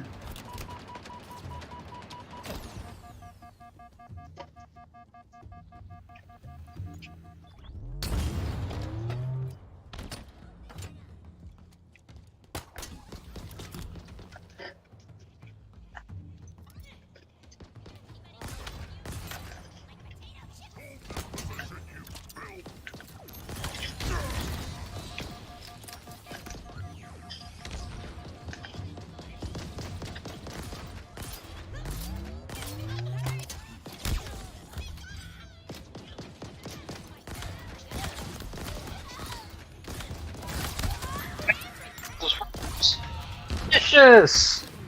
I just keep dying to stupid shit, and I can't attack because I have nothing that gets through shields. Fantastic! Alright, well, power weapon time.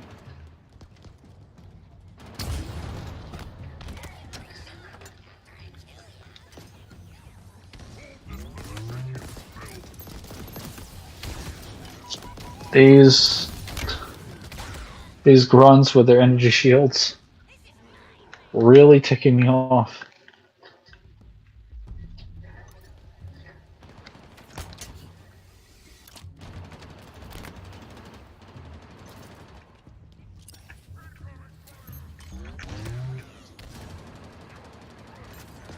What the fuck? Okay. I literally... I had that. I was so close. I don't know how he got out of that rocket. Actually, no, he definitely didn't because I killed someone. Okay, I just didn't kill him, but I killed someone near him.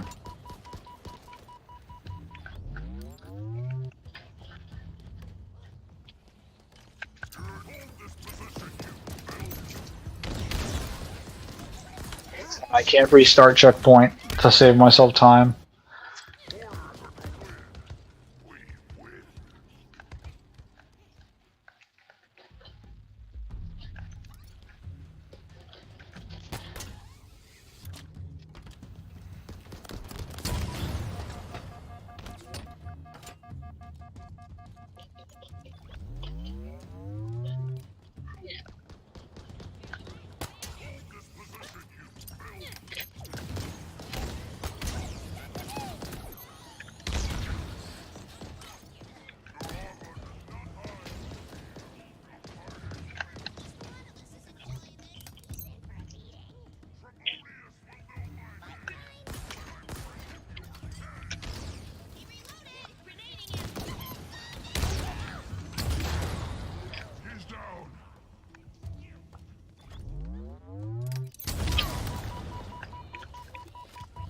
Right.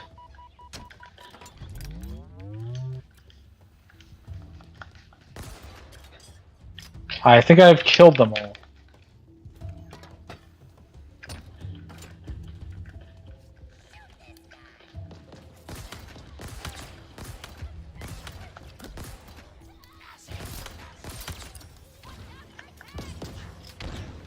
Fuck! I literally had that. That was my win. Fucking Christ.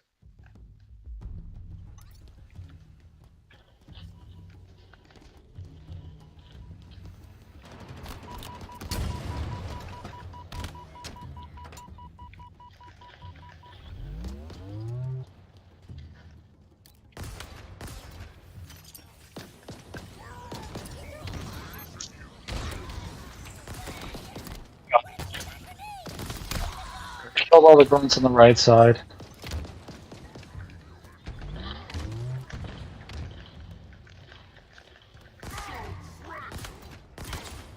Died.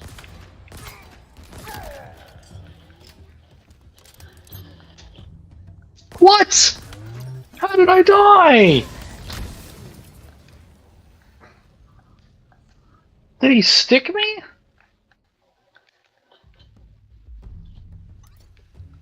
What the fuck?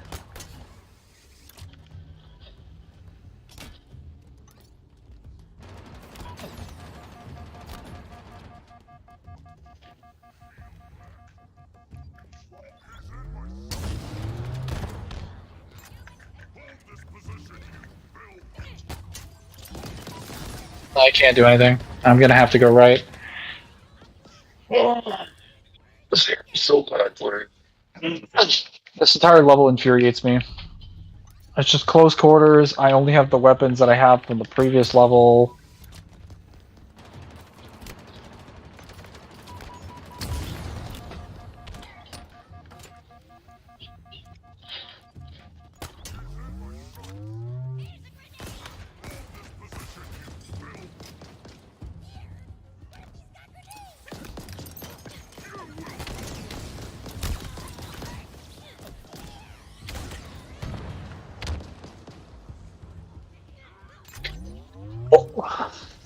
What killed me? That sounded like a plasma grenade, but there was nothing thrown. I wasn't even out of cover for more than a second. It shouldn't have gotten to my position at that point, so it would have had to be there by the time I got there, but no one threw it.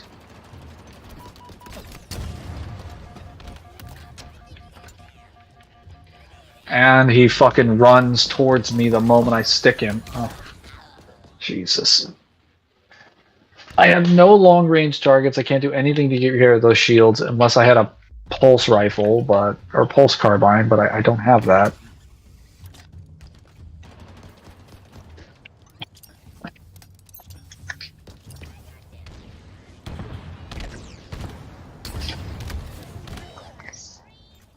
Okay, I'm just gonna toss like 3 grenades in different locations and then hope it kills something. Because I'm kind of sick of this.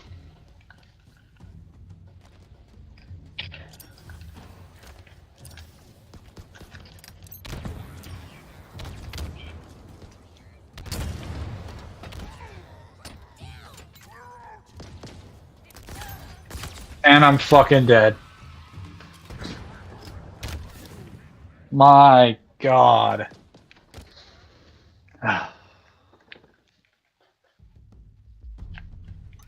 Where's that little bitch?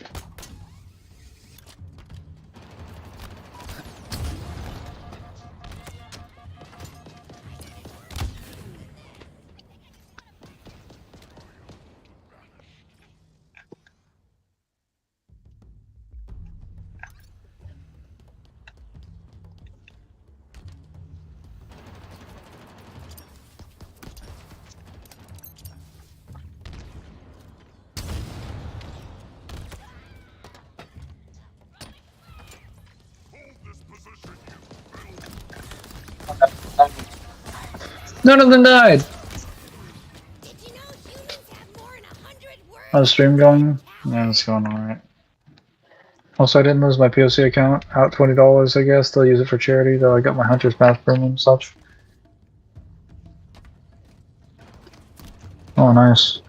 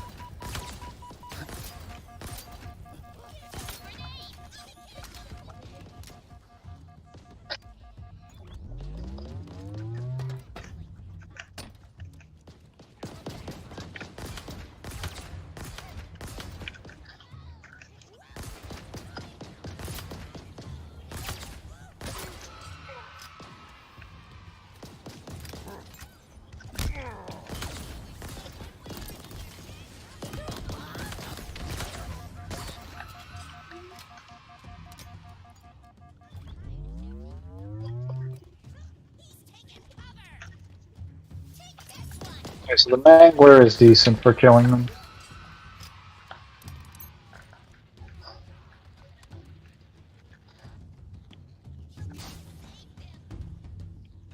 Loaded.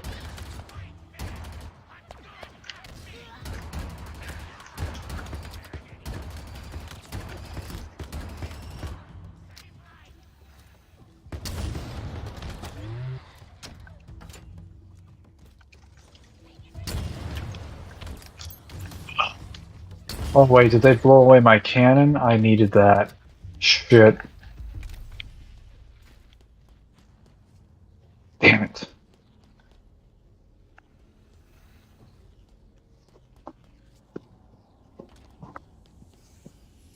That's what I get for putting boom on, I guess.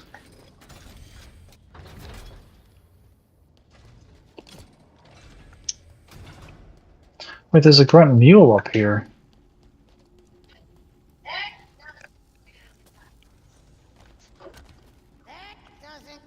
Yes!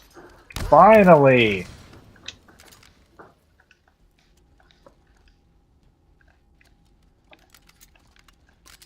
We have ammo.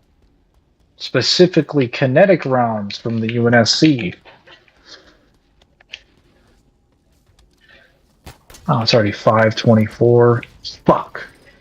I spent so much time getting stonewalled by those goddamn morons. Wasted my time.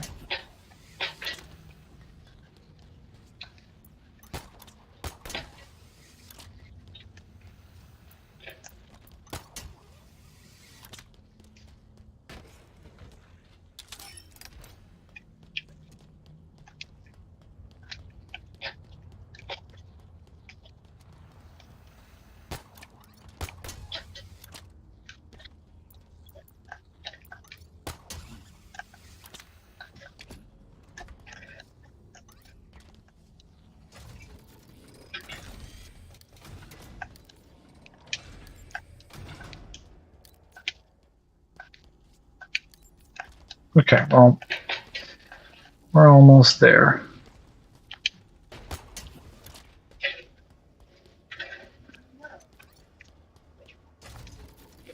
Oh no. What's wrong? This gravity lift should be powered up. We need to find a way to bring it back online.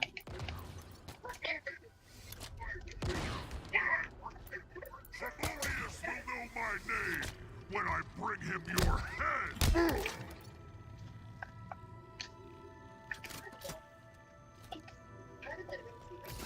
This object, it's part of the ring's life force.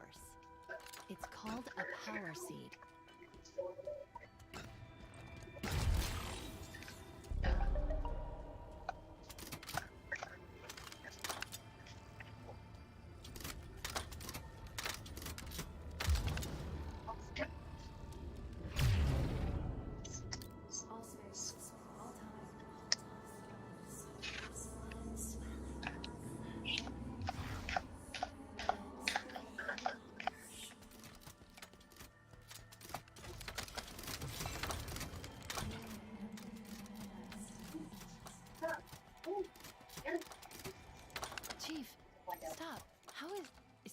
Spartan? We need to find out what happened.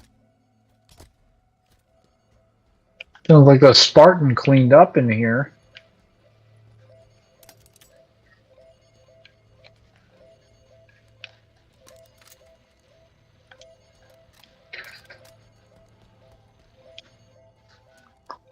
All right.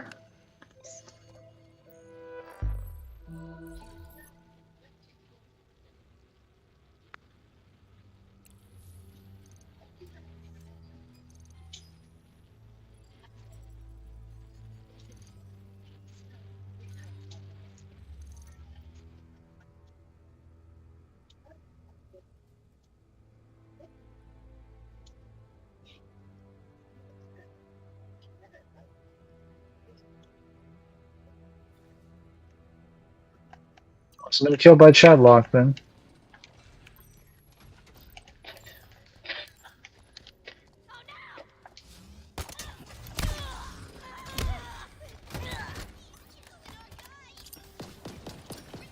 We're here.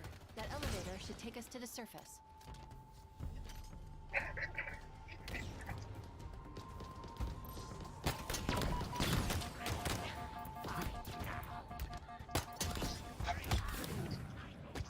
Oh, this is probably a good place to stop.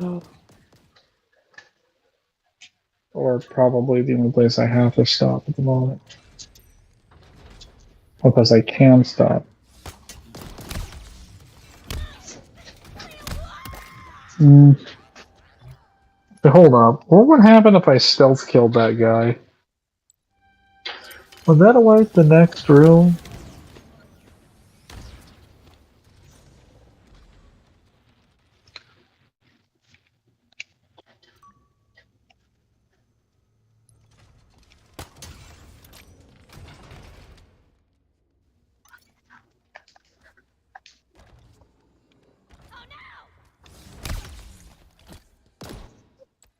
I actually have to test this real quick. Then I'm getting off.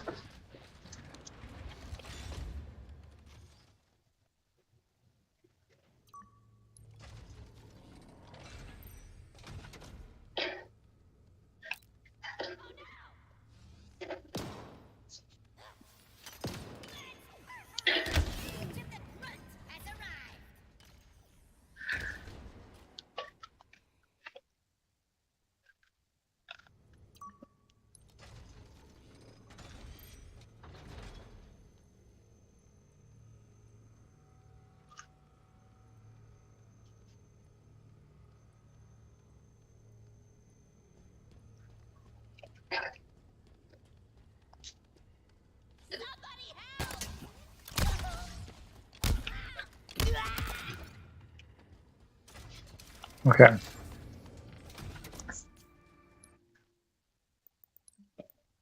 I might get the drop on them next time.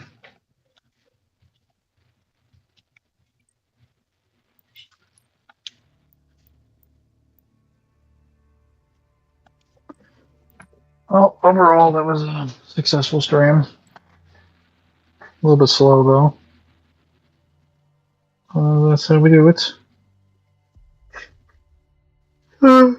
Anyway.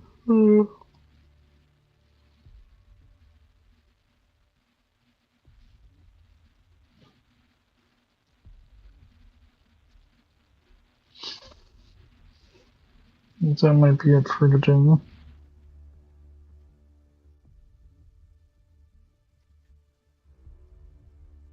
Probably. See if I can tell them.